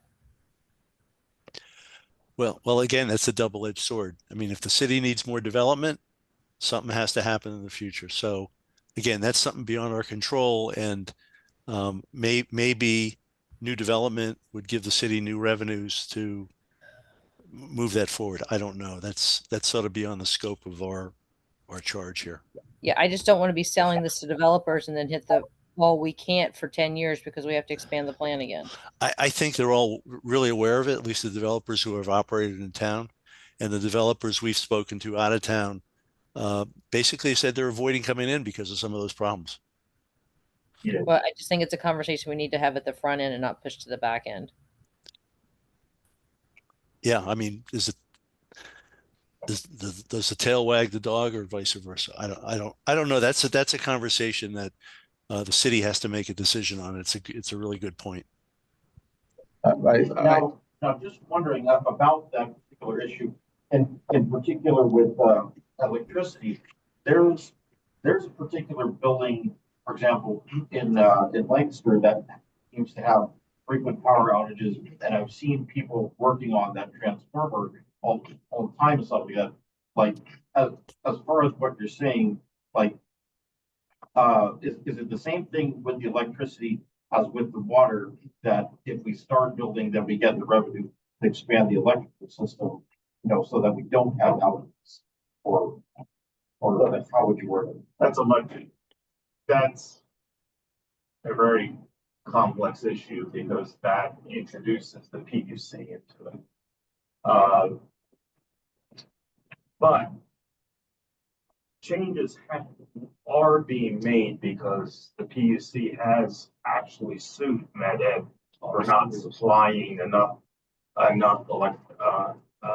capacity to the city of Reading. So there will be changes going ahead in that not capacity, but that they are not serving the city of Reading the way they should be. For example, we're waiting now for months to get some traffic lights hooked up by Meta. And this is the type of stuff that the PUC is cracking down on here, and has sued them for it. And as the MedEd wanted to do $114 million rate increase, and the PUC is only giving them $43 million because of their lack of service to the city of Reading. So I think these are things that are in the process of being changed. Yeah, like, for example, like, I guess if we could come up with some kind of equation for, like, how much more power would MedEd have to supply, and then how much more is it legal for them to hike the price, say, during peak time or whatever. I'm just done with it. Reading had this industrial pass, right? They have a tremendous amount of electricity. The wires are there going into Reading. It's just a matter of setting up transformer stations, distributing it. It's more of a question of the upgrades, like the Schuylkill Avenue transformer station was just upgraded. And what's beautiful about that was that they're using hand freeze because the upgrades. But getting MedEd to actually do those upgrades is a different story. So yeah. But do we have, like, any high tension power lines and stuff like that? And like, are we sure the wires can all carry the that they're carrying and stuff? or we need extra, I don't know, transformer somewhere. I think it might be a question, more a question of reliability. For example, I lose power at my house at least 12 times a year. So, for no obvious reason. So, It has more to do with them maintaining the wires. I think so. Yeah, and that's part of what the piece is coming down on it. But And also, from a wastewater standpoint, they just built a new plant for, I don't know, about $400 million. So and for there not to be extra capacity there, it's So it's just making sure that the city is making sure that the utilities and the infrastructure is there to support these developers coming in if when all of this goes into place. Yeah. No And then- biggie. Yeah, and then also, I guess, do we have some like extra special programs for people to get, say, their water fixtures repaired? Like I've heard in some discussions, they sometimes say, you know, to the water customer, you know, it's in your house after a certain amount and not like the main, in the public domain or whatever. You know, like if somebody's sewer or water main were to break, I mean, and of course, as like more upgrades are happening, they're good to tell this of these things, you know, not working. well, then That's gonna be under, that's a different kind of scope of a project that it's something to consider utilities and stuff with the TOD, but all of that regarding like residential repairs and stuff, that's a whole different conversation. I mean, But I think, sorry, I don't want to interrupt. I know that Simone Collins, I think they had somewhere else they needed to be at 7. So I just want to make sure that they got any last things in. No, that meeting fell through, so we're good. Okay, great. all right. Sorry, Yeah, thank you for- because there are, like, for example, right now, Rawa now has the program that's being paid for by the federal government to replace the lifeline. Yeah, okay. Wayne, we do have another speaker. Yeah. So, but this is a discussion we can continue with later. Okay. Any other comments directly related to the TOD then? Okay, well, hearing none, are you scheduled to come back, Peter, at some time? Yeah, we don't have a date yet. We're trying to finish up the both plans. So when we have both plans in a draft form, and as Jerome mentioned for the TOD, we'll be meeting with staff to make sure we're all on the same page. And then also, can you have your PowerPoint presentations forwarded to Simon so that we can take a look at those again and get prepared for the next presentation? Absolutely.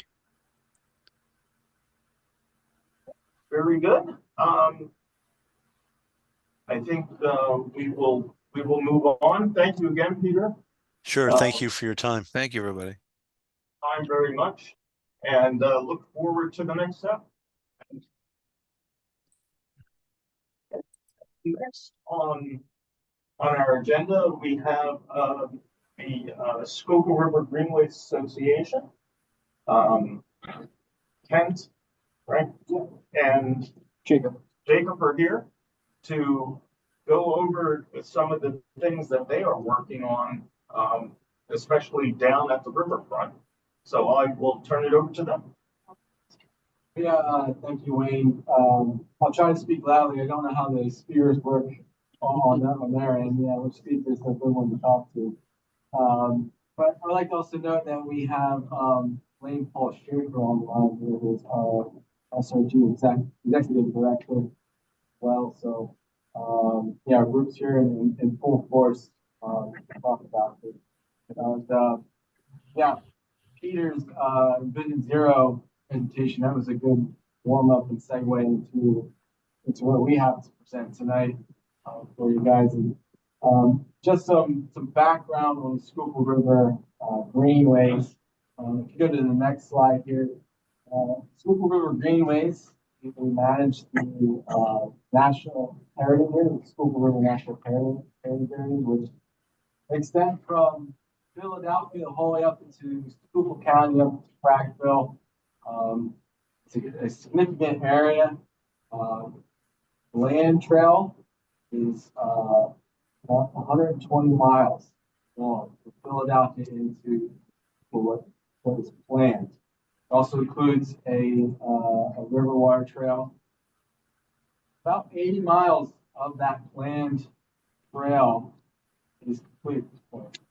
It's about 95% complete from Philadelphia. Only a few on-road sections left in that area, and extends 5 counties, and there's recreational programming and water quality programming and educational program occurring on both that land trail and that water trail in that area. And there, right now at the moment, a lot of riders and users coming up from that Philadelphia metropolitan area come up to Pottstown, and they have to turn around. There is a connector project, we call it the 422 connector project, that is slated to go under construction this year.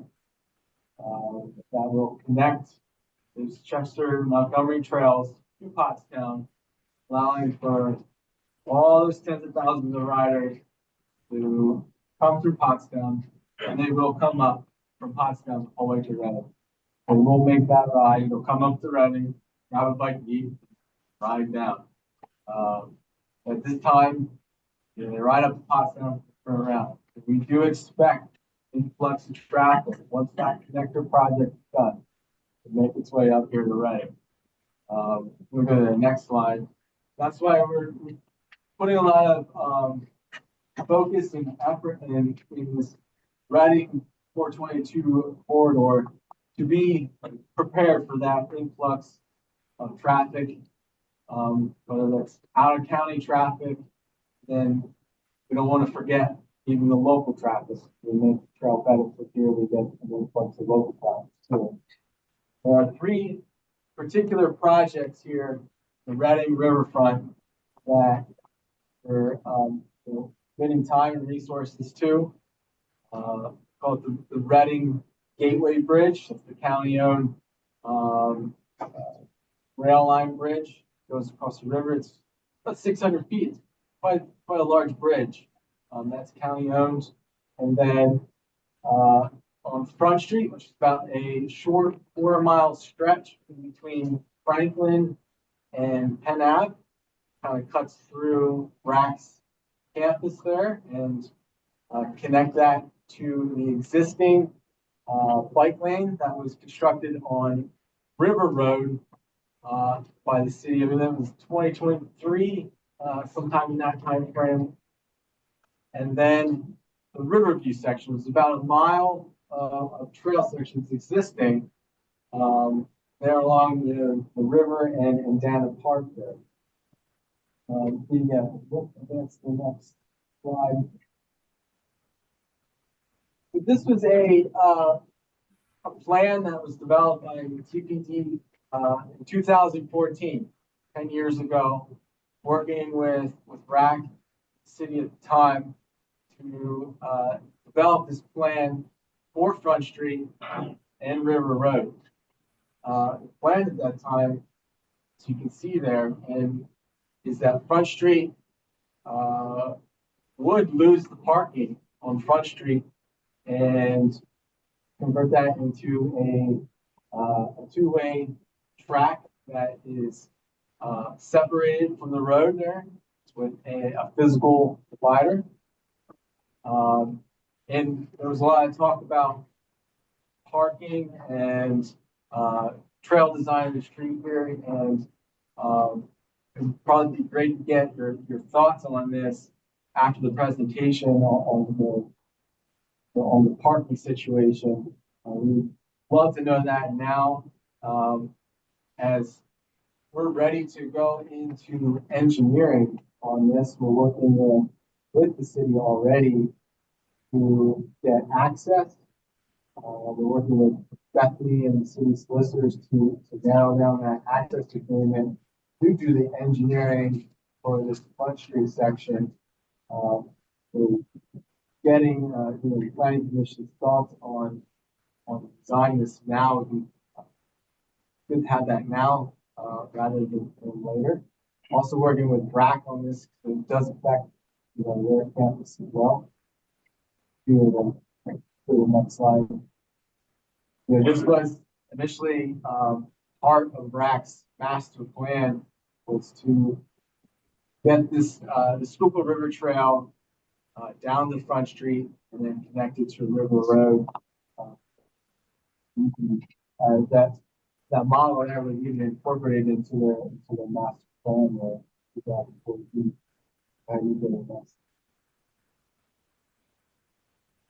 I said we kind of pieced together funding for the engineering of this project from various different foundational groups. And we do have an engineer lined up and working on those access agreements to do the engineering for this 4-mile stretch of Front Street. We would like to be in a position to apply for grants for this project, construction grants, in here in March. As you probably saw, the CNR 2 opened up today. That was due the first week of April, April 3rd, around that time. So we are pushing hard to have at least a preliminary design for this done and a cost estimate that would put us in a position to be able to submit a grant application. And then what we'll be looking at is construction, everything would fall into place fall of 2026 or, early 2027. Go to the next slide there. The other section is great to have Peter on here. So Julia Hurl, who's our senior project manager, worked with Peter to complete Reading Riverview feasibility study. That's all but complete, and we're working on scheduling a public meeting here in the future in February to review that feasibility study for review. Things that we are looking to correct here in that existing riverview section is some of these sections get pretty close to the river. We have active erosion affecting that trail in that area. The twist and turn in that trail create really poor line of vision, so you can't really see what's coming around that corner. So that creates instances of bikes running into pedestrians and pedestrians running into bikes because you don't see what's coming around that corner. Also, creating a much more open trail down in that riverview section, kind of widening the open space down there, just to create better line of sight on the side of the trail, where you kind of have a low maintained vegetation and it gradually increases into more of a forest understory, open storage. Creating a much more open corridor in that riverview section. In that section there. So I said the feasibility study on that is all but complete. We'll have a public meeting coming up here in February. So we'll be looking for engineering funding for that. This year into next year. Really keep it short. You're looking at a much longer construction timetable than Front Street, 2027, 2028 construction timetable for that. Go ahead, Jacob. And then the third project is referred to as the Reading Gateway Bridge that Berks County Road Bridge. Go to the next slide. We really want to, this is kind of this gateway coming into Reading, and there's a really great opportunity to really make it something special, something a little bit different that really just pops when you're coming into the city. And on the side, there's just different examples of how other communities and cities have kind of handled these types of bridges and gateways. Not saying that the Reading Gateway Bridge is going to look exactly like that, but just to give it a little bit of flair to really just welcome people to the city of Reading. And we've already kind of begun work on this. If you go to the next slide, we put in an application to the National Endowment for the Arts for $50,000. And really that is to create this collaboration of partners with the city, the Godworks, Barrio Alegria, RAC, all these partners kind of to create this a collective group to really look at this bridge, incorporate art into this bridge, and create something really special with that. Go to the next slide, right? Yeah, and like I said, we're waiting to hear back from that NIA grant here. Hopefully you hear that about the middle of this year. Get the groups together here in the second half of 2025. We're really looking at engineering and construction pretty far down the road, again, 27, 28, down that time frame.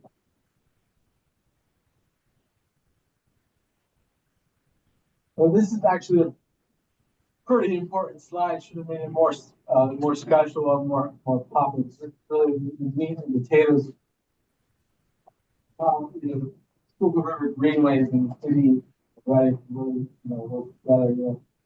These projects, they go from an idea to construction on the ground. It takes a lot of close coordination of partnerships to pull something off. Pull something like that off. And really what Schuylkill River Greenways, really what we kind of need from the city here is, as I said, that for Front Street, we really want to be in a position to be able to start putting grant applications in for construction of that short quarter-mile section there.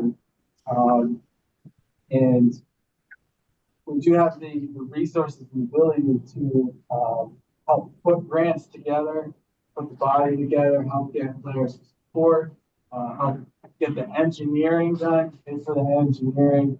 So we really like the city of Reading to be the applicant for the DCNR grant. We think there's a much better chance of getting that grant. Schuylkill River Greenways, we have a lot of irons in the fire, including water trails. And the reality is, DCNR is just not going to award us multiple grants. And we can partner with the city for the city to be the applicant, and we can be there to help put that application together. I feel like we have a really good shot at getting that funding. And getting the first grant, the first construction grant, is always the most difficult because you have to, where's the match come from? We brought this up to the Public Works, brought this up to the councils, identifying that initial city match somewhere in where it's in the capital fund somewhere, with the foresight that it's going to take multiple grants to fund this construction project. We're going to go for multiple grants to fund the whole project, and not have to use this capital funding. So the first grant's always the difficult one with that question. Where's the match come from? That's a big ask, but we really want to be in a good position this year to pick up those funds.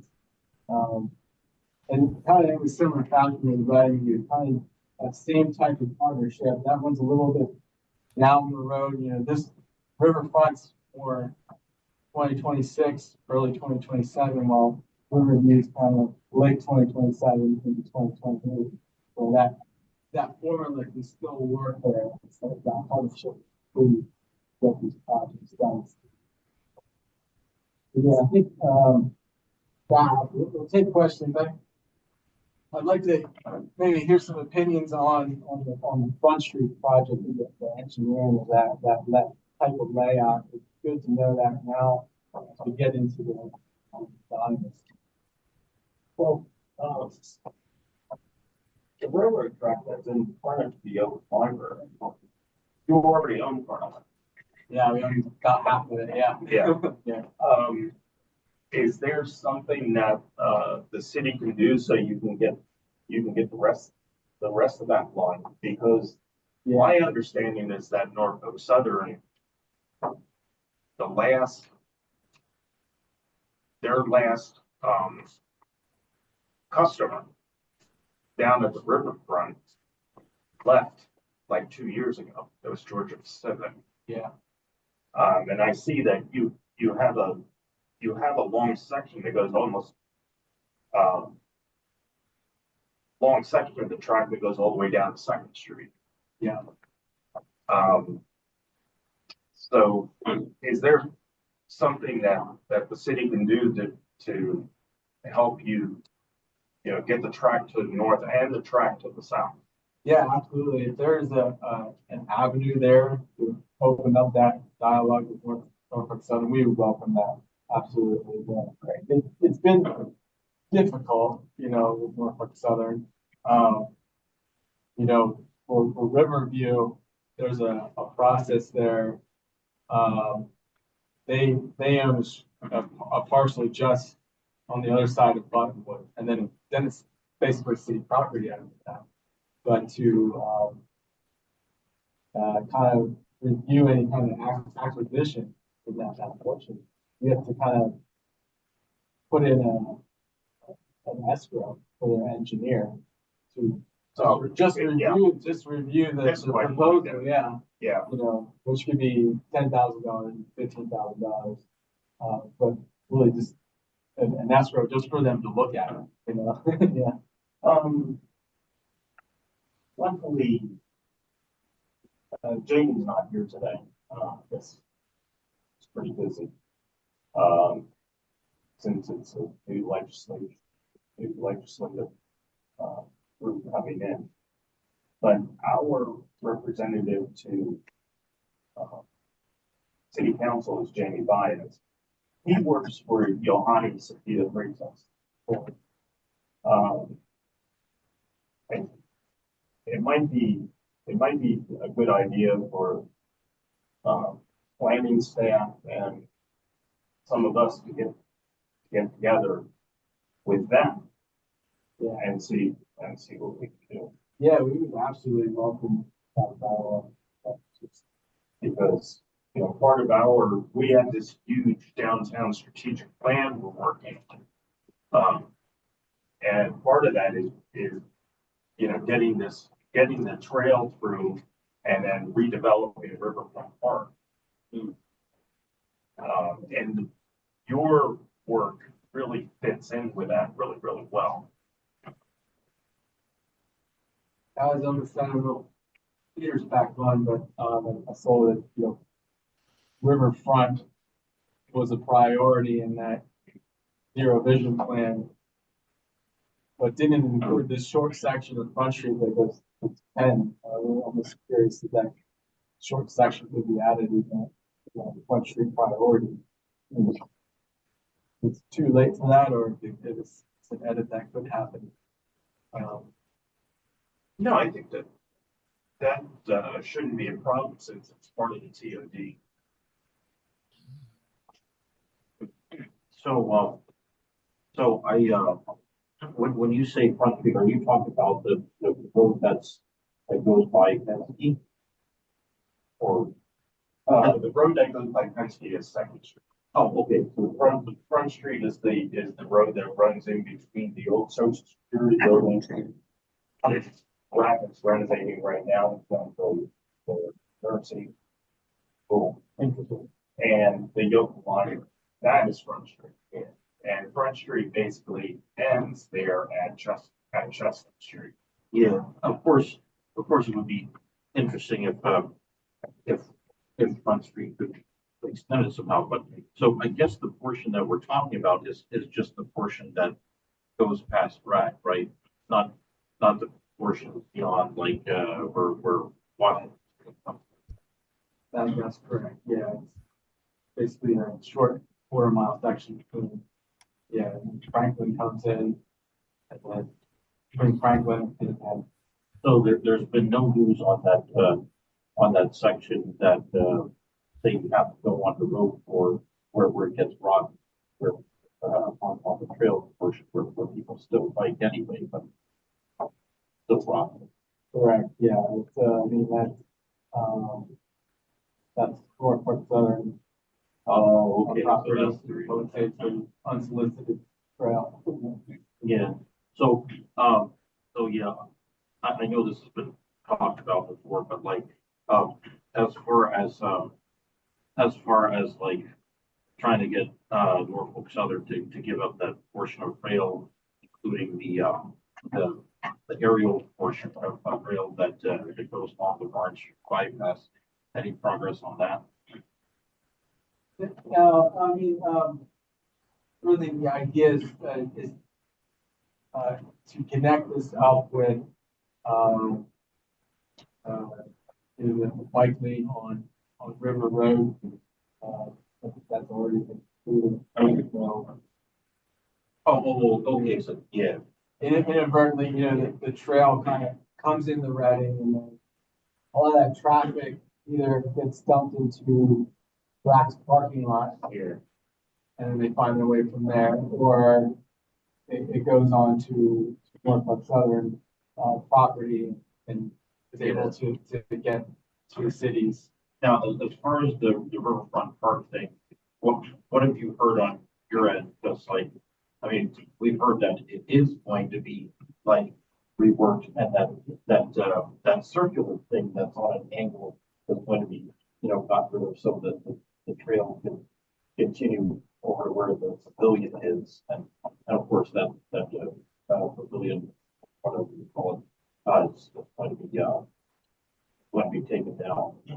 I guess technically it would be more of a Ramada than the pavilion. Anyway, I'll but yeah, like, what do you have on your end about that? I don't know if I'm familiar with what you're. Yeah. Is that further He's talking down? about, yeah, he's talking about the McAdams section Yeah. that goes from the County Bridge. Yeah. And then, and Down. You know where Head downstream. Yeah, you've heard of Penske Beach, right? And then when like you see the driving signs. Yeah, that's all, that trail there is actually maintained by the city, that's not part of their. Interesting, yeah, but what is there an opportunity for partnership on? Is there any need for it? Well, what we're, yeah, I'm sorry. Yeah, I discussed, what we're planning planning. about here is that this is the open library. Yeah, They already own this section. And once you cross over Chestnut Street, they own all of this. yeah, Okay. But this is still owned by Norfolk Southern. yeah. The idea is to eventually make this go all the way to Heritage Park. But that's way in the future because they already. Well, yeah, I do remember I had talked with you about, trying to go there and possibly even across the railroad tracks and into the Denver St. Paul. Yeah. Yeah. But that's far in the future. Yeah. I think that's what, the folks that came quite a long time before us had in mind, purchasing that little, parcel in that corridor. At some point, maybe possibly bringing a trail corridor up through there and Yeah. opportunities change and Yeah. now, you know, the Schuylkill River Trail comes over that bridge. Yeah, I mean, I'm just trying to check in on some things because there are a lot of things, you know, that I don't know about, you know, all the different right of ways and stuff that, and also in the past, did you ever, try and take a look at the West Reading, section of, rail right of way? And we're exactly, can you pinpoint, location that we talked about?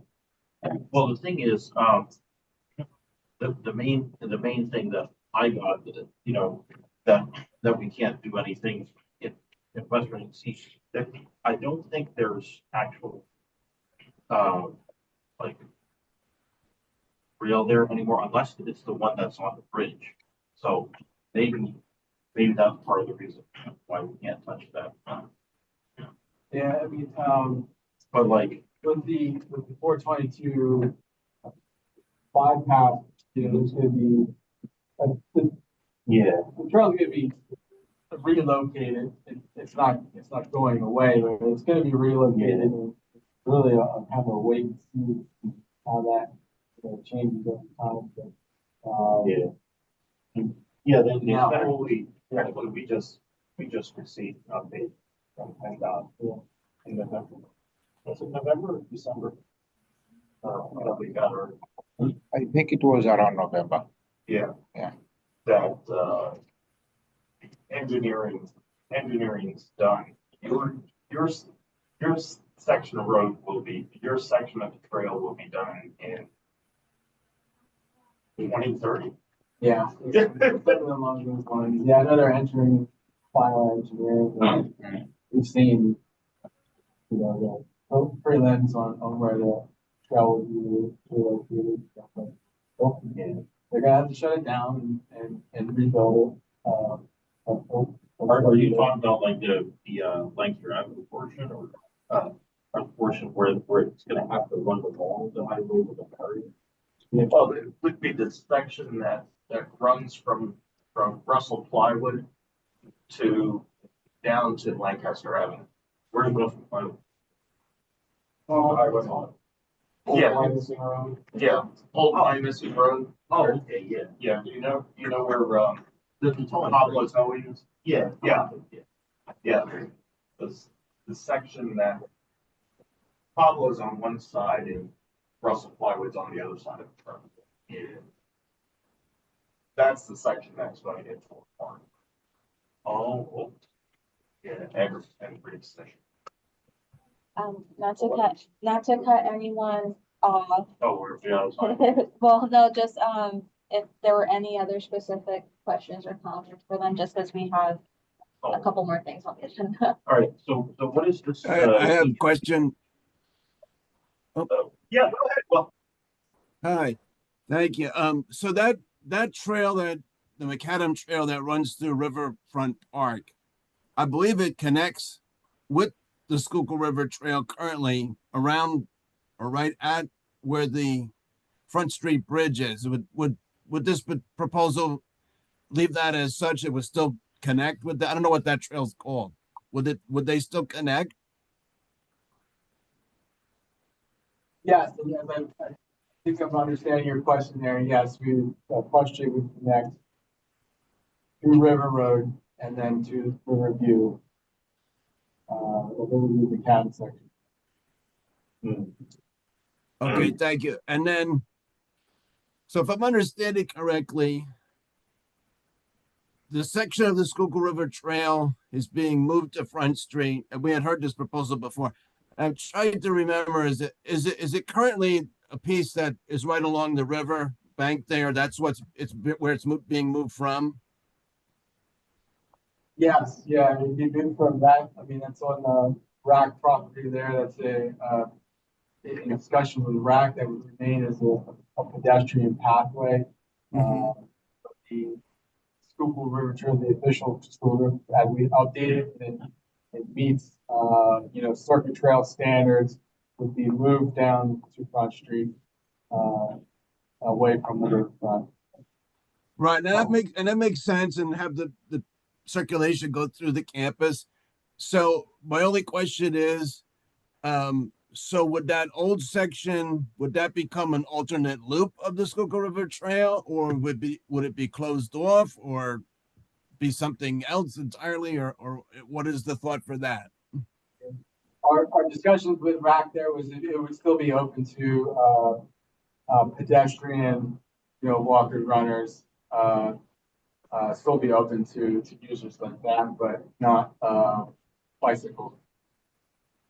Okay, I see. Okay, that's interesting. Well, overall, I think the plan is good. I mean, if Public Works would find it acceptable to lose some parking for the sake of having this better trail access, and I certainly would be in favor. And in answer to your one question of parking on Front Street, I don't think RAC's going to miss it because they have recently expanded their parking lot that's along Second Street. That's good. Yeah, I mean, we kind of brought it up to RAC, and they were okay with it. Yeah, just hearing some of your other discussions about parking issues, and I was like, okay, I didn't want to bring this up now. Well, the other beautiful thing about it is that there's a parking garage right there in front block that we're in discussions with the Reading Parking Authority to get that fixed and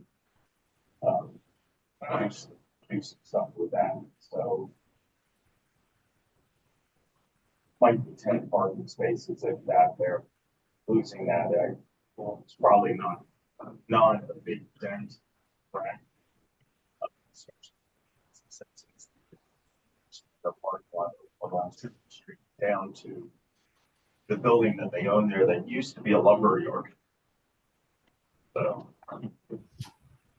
I guess I guess I'll go through something to talk about. So how are you going to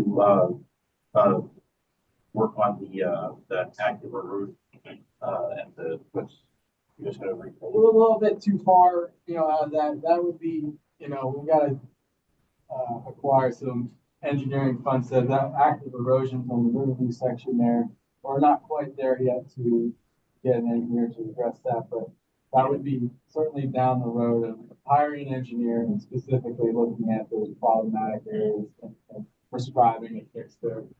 Yeah. So I guess how about the twists, like just the principle? Isn't that you just want to make it a totally straight line, or is it that you want to widen the trail a little bit so that at least on one side it's straight? Yeah, I mean, we could pour along the adaptive feasibility study, but yeah, it's a little bit of both where you're widening it and kind of straightening it out to improve those line of sights for users and people that are, down in that area recreating. There's a lot of other features down there, like the canal locks that can certainly be improved with that project. Now, how about have you tried getting better signage for people, having to go across the School Avenue Bridge to get to the Union Canal Trail portion? Yeah, that's what this guy wants. Diagram. Yeah, It take you forever to figure that out. Yeah, signs are kind of I think feel like that's the one thing we always number one thing we do is put up signs. It's not hard to put up a sign. It's not hard to design a good looking sign that will attract people to and get people to actually read the sign. That's the biggest issue. We can put up 100 signs and they might not read a single one of them. But I mean, okay, so to my recollection, after you go over the tracks and up the hill, there's no sign there, and then when people get to the bridge, the road right before the bridge, they're supposed to make a right turn. There's no sign there, and then at the top of that hill, there's no sign there. If you were not expecting, thank you. I can look at that. Yeah. And then of course, at the end of the bridge, there's no sign either. I mean, to my knowledge. Yeah, we can take a look at that. Yeah, I think there was one there at one time and it's not there anymore, right? I'll go through there every time. Yeah. And then of course, it would also be nice to have a sign where there's that little collar or whatever blocking cars going on the trail at the entrance. South Trail, before the paper mill. But like, I also noticed that there have been some bulldozers in that area too. I'm curious what they're doing there. Yeah, at that point, you get into the county works. Yeah. They're making. Yeah. So we'll reach out to Jamie then. Yeah. Regarding, Yeah. I think that setting would up be communication with our them. next. That would be great. Yeah, we are certainly open to that dialogue. Very helpful. Yeah, and then, one last thing. So, just quick recap, what do we all know about, the conference point form thing? Are we still working on something like that with all of these projects that we have going on? So, we'll have to talk with faculty about that. Yeah. Yeah. Oh, do you have Ken, do you have contact? Yeah, I know, right, yeah, working with her with this, Yeah. that's my point person for the access. Yeah. Right. All right, well, does anyone else have anything, on this subject? Okay, very good. Well, we really appreciate you coming in today at my request. I think we've learned quite a bit. And, we know that we have some steps to do, but luckily Simon is tenacious and Jamie is too. So I think we can give you a hand with some of this stuff here. Yeah. Thank you so much. Well, I'll pass along that feasibility study. Okay, that would be great. Thank you. Thank you. Thank you. I did, yeah. Chris Ricker, yeah. Good to see you again. And,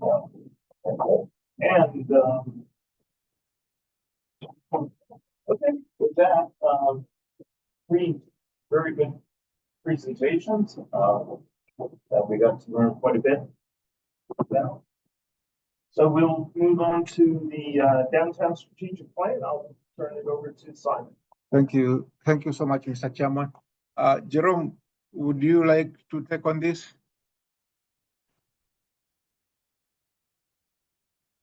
Jerome, can you hear me? Yes, I can, Simon. The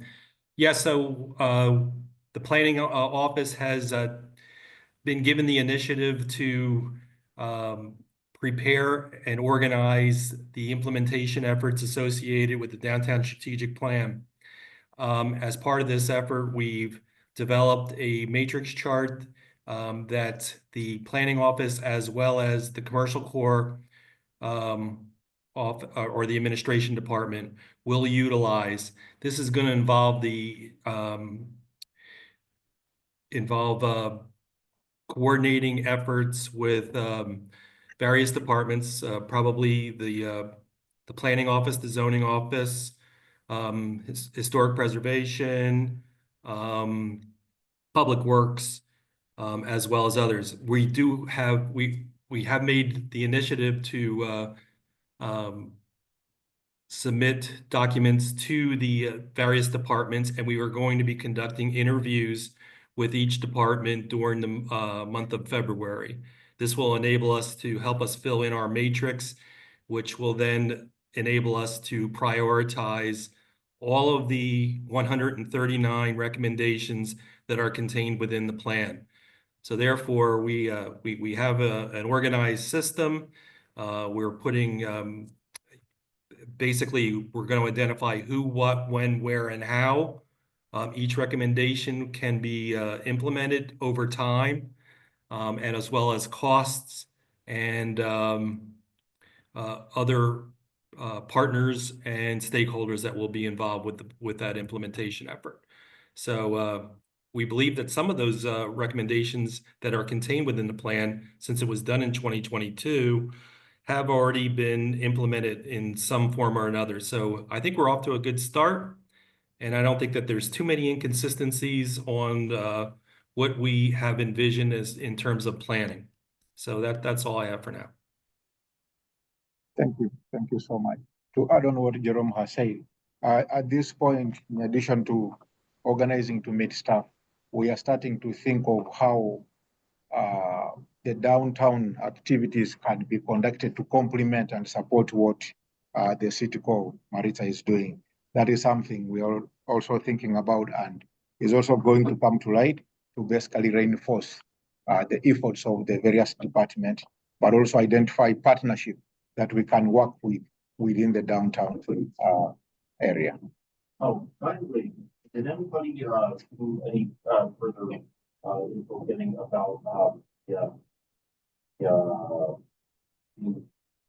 shuttle, the MARTA shuttle that we were gonna do between West Reading and our parking lots and stuff like That that? was just kind of brainstorming ideas Oh, okay. as we go through the strategic plan, start actually implementing some of the strategies.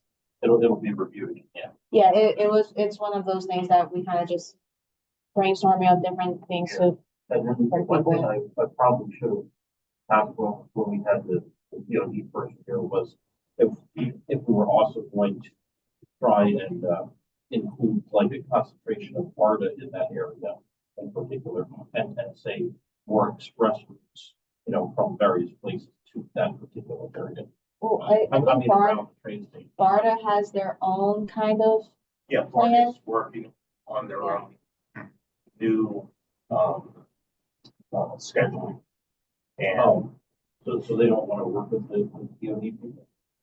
Well, they have their own like regional thing that they're doing. Oh, I They see, have, but- yeah, they have their own But regional do thing. they actually pick up the phone and call the DOD people? Well, you have to remember that the TOD, these are more like suggestions on how we can implement it to complement rail service. Obviously, Yeah, so the downtown strategic plan emphasizes 3 specific areas, and those are outlined in the plan. yeah, and then of course, in Simone Collins' due diligence, they have had meetings before. Oh, okay. So, but, and then those ideas are going to be incorporated into what Marta's working on, which they're releasing in February or March. So I thought they released a draft, I thought, the last time that Lori was here. Yeah. Yes. yeah, I do remember that. Just can't remember what was in it. Like maybe we had discussed, putting in, more buzzwords. And I do remember you were saying that all of the those bus shelters in the downtown would be rebuilt and stuff again. That also will partially be determined by how Penn Street's going to be reconfigured. So, about Penn Street, so we, I forget exactly whether or not we were going to try it, make it more, pedestrian, bike friendly, not necessarily, make the cars, just kind of, I think it's still in progress, the RPA. The RPA is kind of who are pretty much. I do want to mention in relation to this, though,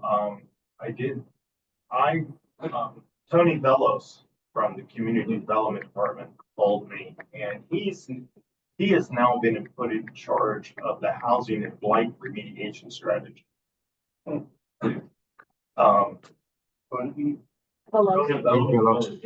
Yeah. Yeah, I'll have to give you the, I forgot to send you our discussion so far. Because he's gonna need your help. Yeah, we have a kind of meeting help. Yeah, and Oh, yeah, where is that meeting? It's in, city council chambers, so it's a public meeting. Why haven't I been able to find the listing of the four meetings for, I guess, you know, for like quiz meetings, right? Someone's found or those meetings should be on the website. on the city council. Yeah. The auto calendar that pops up on the front page. It should at least be on the blighted properties. These are Okay. published meetings. Yeah. Yeah, they're pretty much the first Thursday of every other month. Well, we now have a workshop as well. The workshop are the Wednesdays before. Yeah, so yeah, good. I mean, yeah, do some looking out. But also, just wondering, are the quiz meetings listed on there too? They, we just at the last meeting, we have to go, came up with the schedule. Oh, you just know this good. Now, are those posted in video on YouTube or on the city site? They are public meetings, they are, there is notification, there's public comment, the whole kit, so. So it's I not don't know what on that the means, city except site. that it's gotta be there somewhere. You can reach out to, The city clerk. yes. Should be able to find that.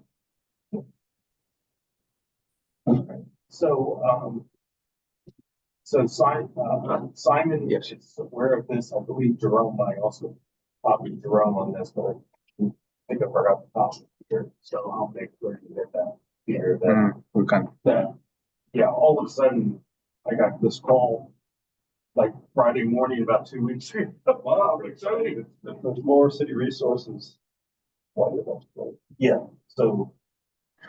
So Tony worked before Jamal Abadaro left. Tony worked very closely with Jamal. He was providing support to Jamal. So at the point when Jamal left, he has been trying to coordinate quite a number of things which were at Jamal's desk, but also he's the best staff who has knowledge of how or the blighted property housing in the city is happening. So he's taking that role to basically support, and he's very knowledgeable on that. What? So the distraction, but we do need a process, city to disposition blighted properties, you know, so it's, you know, to determine that they're blighted. But then thereafter, what do we do with them? Well, next month, we're meeting with redevelopment. At our workshop. So they're a key piece of this equation as well. But we need, you know, in my opinion, we should have some policy, city level to say, you know, once determined for blighted, then this, so after the step, this is this process. How hard would it be to turn those blighted properties into affordable housing, or would you have to completely rebuild those houses and then sell them market value? Well, It's a The problem property. is that there isn't a streamlined process that once it's blighted, you know, X, Y, Z happens after in a certain fashion. I believe, the manager over at in the property maintenance division, Rudy, I believe he was starting to work on something regarding that. A new wording. No, basically an SOP. We don't need an ordinance for everything. It's just an SOP on how to move this, because they do have like rehab agreements and everything. It's just kind of streamlining it and having, you know, once it does this, it goes here. Certain amount of time, then it goes to this step. And I believe he was working on something. I can reach out to him and see where if it's still. There is, seems to be what I've observed to be a lack of knowledge of what legally possible. So Michelle. So is that mostly a building and trades question? No, it's No, the process. It's a Pennsylvania law and what are the available legal steps that we can take. Okay. Yeah. That building city policies around those legal steps so that we have a system to execute. So, yeah. And our problem's always been redevelopment authority in that they refuse to do what the Pennsylvania law says they're supposed to be doing.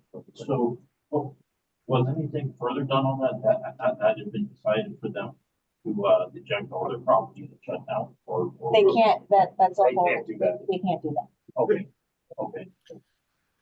Emily, if you send an email, make sure you copy Heather because she's a blighted property liaison. But Michelle, have you undertaken or maybe you know off the top of your head the remedies available to the city with the legal framework to pursue these blighted properties? Is this something that needs to be researched and I can't hear the last part of your question. I'm sorry. are you, the remedies that the city has to deal with blighted properties, legal remedies, are they known to the city? Do you know it off the top of your head, or could you I don't- research it, or is it on the top of any agreement that you have currently with the city that you could go off and research this? I can look into it a little bit more, but the brief answer is that the city can't do much. It really falls within the purview of the blighted, of the redevelopment to get it into the right hands. So that is really the only legal pathway to. I guess we'd like to know absolutely whether this is the only legal pathway we have. So you're saying that the redevelopment authority actually has to transfer the property to somebody before it can be worked on? Domain, which is a very lengthy process. Now, Act 95 of Pennsylvania, that was 2015, I think it was. There are these other things that can be used, like conservatorship, and there's a few others. Correct, but those are not in place currently. A land bank's another one, but we do not currently have that. But for example, the Wally administration said outright, we're not doing land banking. Well, I would love to hear a presentation on the remedies that are available, all of them, whether we choose to engage in them or not. Peter, I will suggest again, I'll reach out to Heather and Linda again. Shannon, I'm going to mispronounce her last name. Did a great job. I attended the Pennsylvania Boroughs Association conference last fall, and she did a great presentation. I think she would be a good resource to come in and present at one of our workshops. And then from Hillstone? From Hillstone. Yes. Yes. Yes, It I'm was sorry. here. From Hellstones. I'm sorry. Yes. I think I know there is a strategy that was worked on and has been released, and I think that is one of the documents that Tony is referring to. In regards to legal process, I don't know how far that strategy goes in guiding the city towards that direction. A lot of people would like to do something, don't quite know what to do. Well, we could possibly all get together, say, and go to, our state representatives and ask them to actually start, proposing some bills to change these laws. So- I mean, if they're unwieldy. We first need to understand what's already in place before we start asking for any changes. And not to cut the conversation short, but we still have like 4 other things on the agenda. But Emily, that's correct. We need to figure out what's there, and there have been some. I think the tools are there. It's just figuring out how to use them. I think we can work on this in March or April. Yeah. Since we're going to be meeting with redevelopment authority in February, which is that's going to be another long meeting. So All right, I think we'll move on to the comprehensive plan. We'll have Jerome. I think that's in Simon's hands for now. Thank you so much, Mr. Chairman. At this point with the comprehensive plan, we are still at the application stage. We are trying to collect all the document and evidence we require for us to be able to submit the application for the MAP grant. That is where we are at this point. I'm leading the process, collecting the letters, support letters from partners that can give us those letters. We have one for the Planning Commission, which should come in our meeting, perhaps on the 28th. But at this point, we are still in the application stage. We have not submitted it. We submitted the application. To approve the comprehensive plan, or we just starting to work on it? To receive funding to do it. Or receive funding for Yes. the study, like for the engineers. The grant request. Yeah. Yeah. Yeah, So- that's. Yeah, that's. Are we doing this with the county as well, county plan, or not? Or we're just doing this by? Yes, the county has to give us a letter, especially the county planning commission has to give us a letter that confirms that whatever we are planning is in the same collaboration with the county strategy, comprehensive plan. So yes, they'll give us letters of recommendation. Yep. The update on the zoning and Salvo amendments. Okay, that one I got. So yes, the city council has scheduled the public meeting and public hearing. I believe that the hearing is going to be on February 18th. I think I have another date that's scheduled with city council, but I think that's January 27th, but I need to reconfirm that with Linda. So this is at the tail end for the phase 1 and 2 zoning amendments. And we will be initiating as soon as we get that task completed, and in order to avoid confusion would be to start phase 3 and phase 4 as well. So we've got a lot to cover, and staff has been working diligently on those subsequent amendments that are going to be discussed in quite detail coming up, and we'll provide you with updates at that time. So Yeah. looks good for the phase 1 and 2.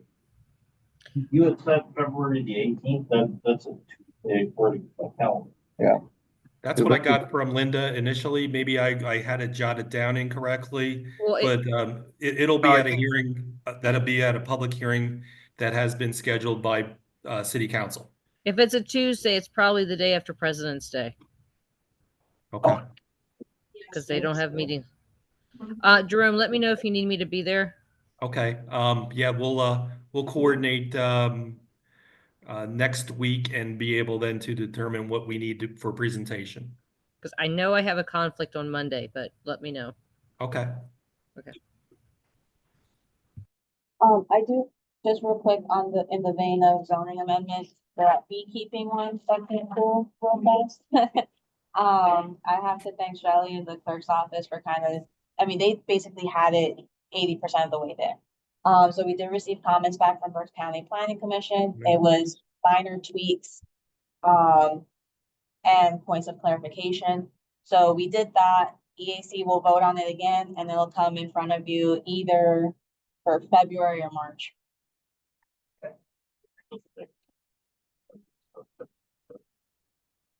So then that's moving ahead too. Yeah, they gave it to us literally on a silver platter, and it was just making it so that it's enforceable, to make it kind of congruent and flow with how the zoning ordinance is currently written. Oh, wow. Okay, great.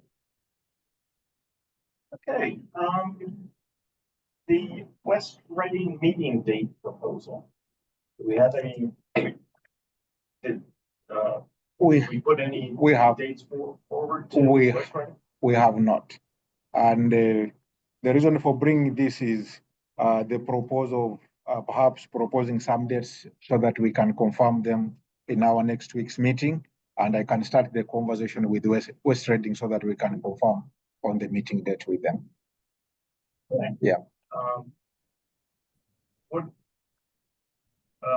Oh, by the way, there was a West Reading team meeting, like maybe a couple days or a week ago that I think it was Berks Alliance who was doing it. Did anybody go to that? I didn't go, but I did catch the recording. They were just, talking about what's been done in West Reading and, I forget the organization that's been helping promote them and the businesses and such, and an update on like, some of the turnover that we saw, how the, PennDOT, or not PennDOT, the Med Ed, I guess it was, whoever was that ripped up their streets. Yeah. Yeah, there you go, one of them, UGI, how that affected the shop owners and things like that, so. It was a very broad overview of what they did. I did write down a couple notes. I can send out my thoughts on it if anyone wants. Did they, do any sort of, what do you call that? Like emergency funds for some of the businesses that have been affected by that sort of thing? They didn't get into the weeds of like those kind of specific things. A lot of the businesses that moved out were for reasons other than economic. Yeah. So, was there any discussion of the Buttonwood corridor? no, they were focusing on Penn Ave. Oh. Oh, and by the way, as far as parking on Penn Ave, are they making any plan with that, or do you think that they would push with us for a shuttle? From the one meeting when they came in, they had a parking study done and they have a parking perception problem, not a parking problem. So I don't think they have any changes proposed, but that could be something that could be brought up at our next meeting with them whenever we decide on the date. Simon, they had limitations before or last year when they could meet with us. So I think that might be the best start, is to find out what they have in terms of availability in February or March. And then that way we can bring it back to the Planning Commission on the 28th. Yeah, because that's why the last time we had a meeting on Friday. Yeah, Friday at 5. Yeah. Yeah. Let's try it. I can approach it that way. I can approach it that way. My attitude, forgive me. I was thinking because we are hosting, we could propose to them and then they can respond since it is our thing. Yeah, I think that's what we tried last time. And you feel it will not work? I think let's get their available dates and see what they come up with. All right, then I will start initiating the conversations then, so that we can move forward with that. Planning Commission meeting is 28th. Do we have anything interesting coming up? We have a conditional use that's coming back that you guys have seen before. They're trying their luck again to get council to approve them to legalize a second unit in their property. It's for 411 South 14th Street. They got new council and they're gonna try again. Why were they unlucky?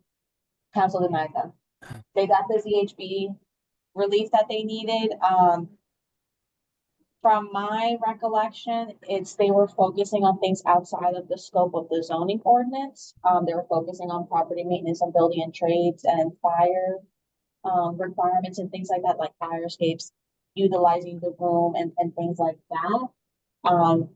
They have Joan London as their attorney, so I think she'll be able to kind of keep them within the scope of what they're supposed to be looking at.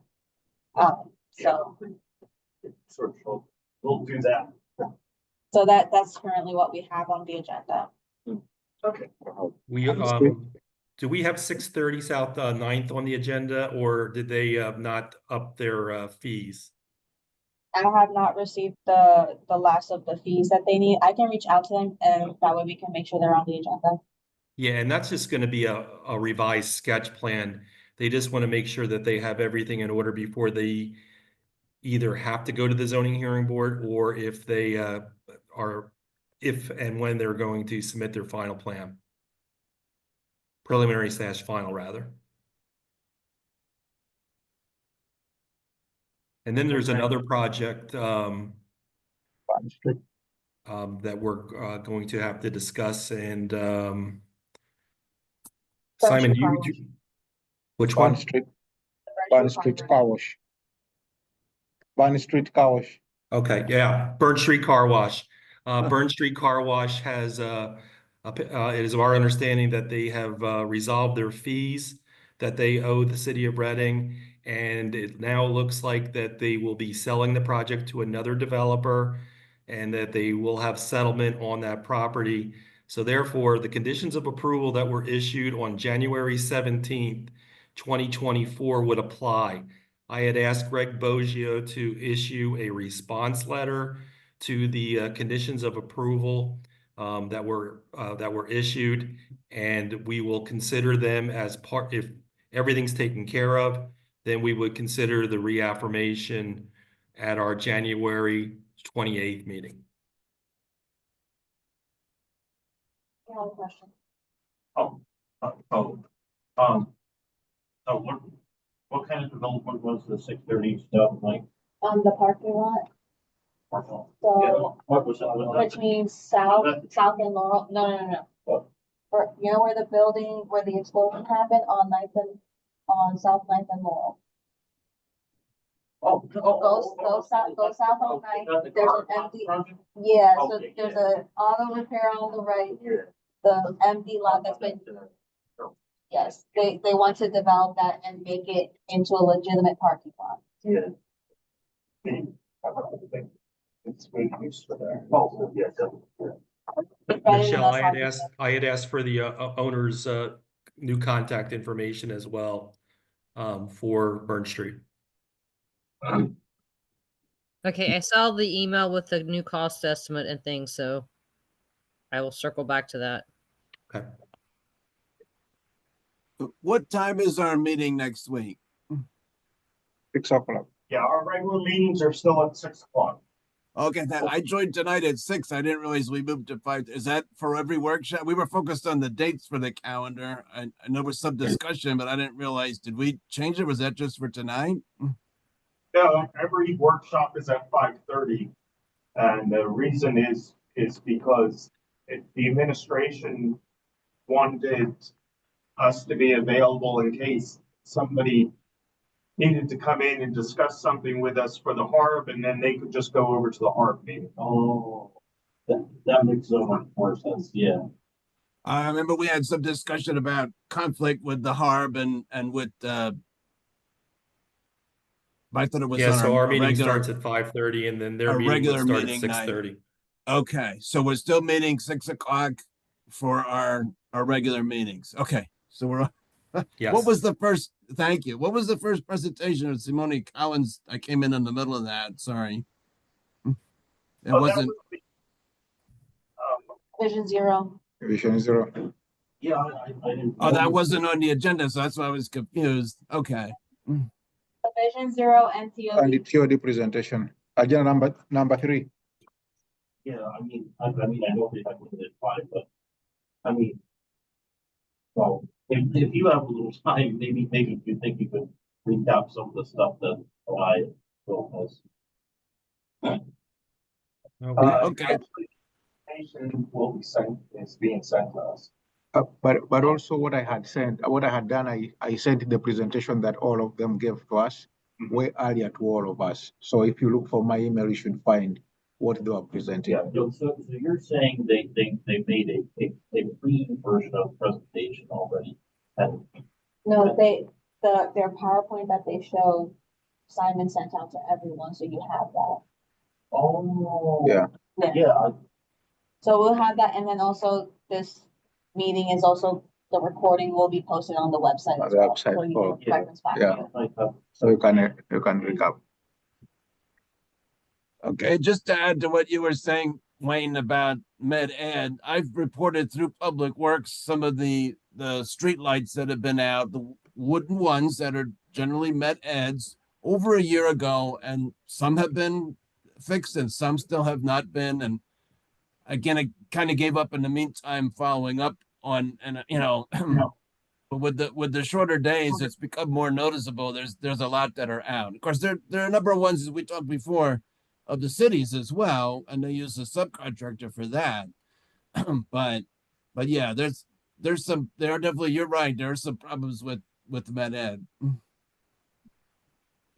Yes, and I'll have to find that article where the PUC is really clamping down. It's trying to clamp down on them and make sure that especially the city of Reading winds up with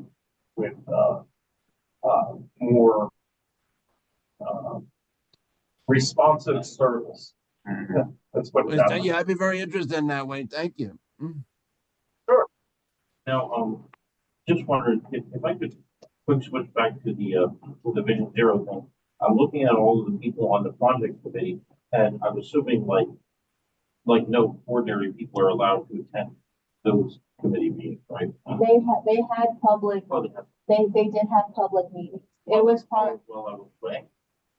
no, like, this has been going on for a while. It transformed from the active transportation plan into Vision Zero, so all of those, Oh, okay. yeah. Because I've been sending lots of emails. We had an active transportation committee still, and the thing is, I just want to ask, your opinion.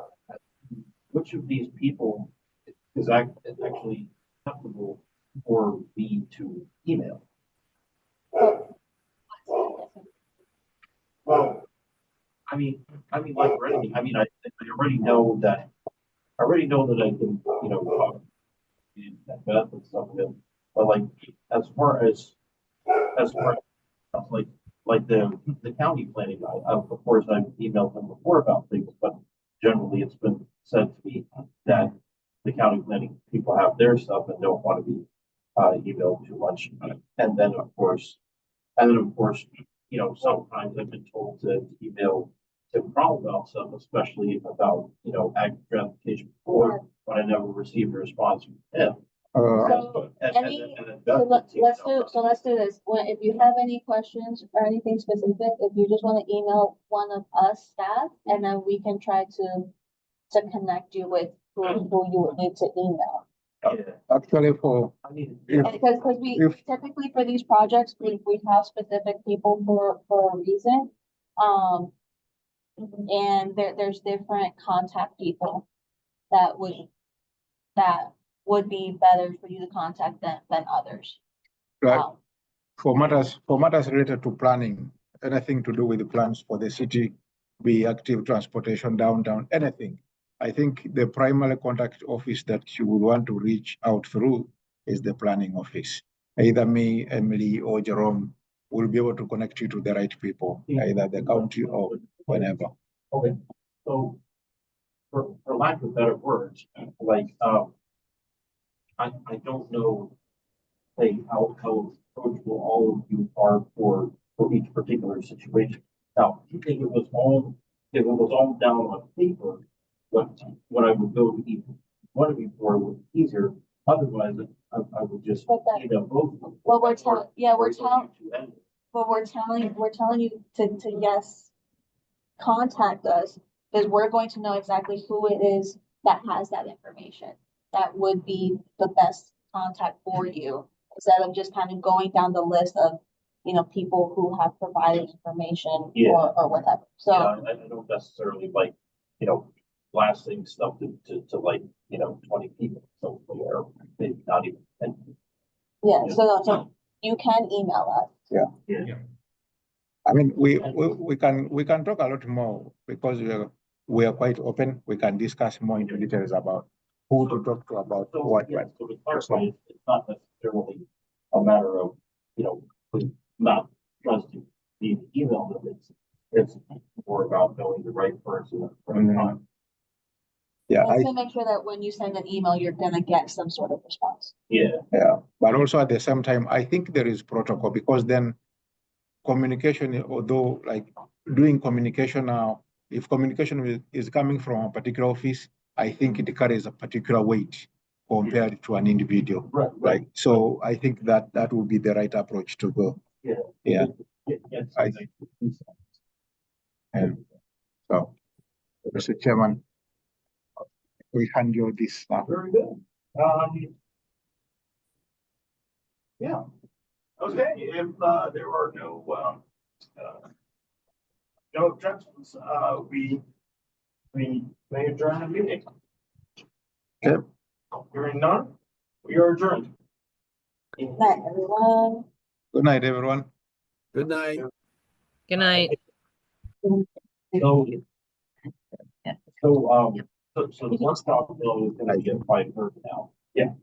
So, yes.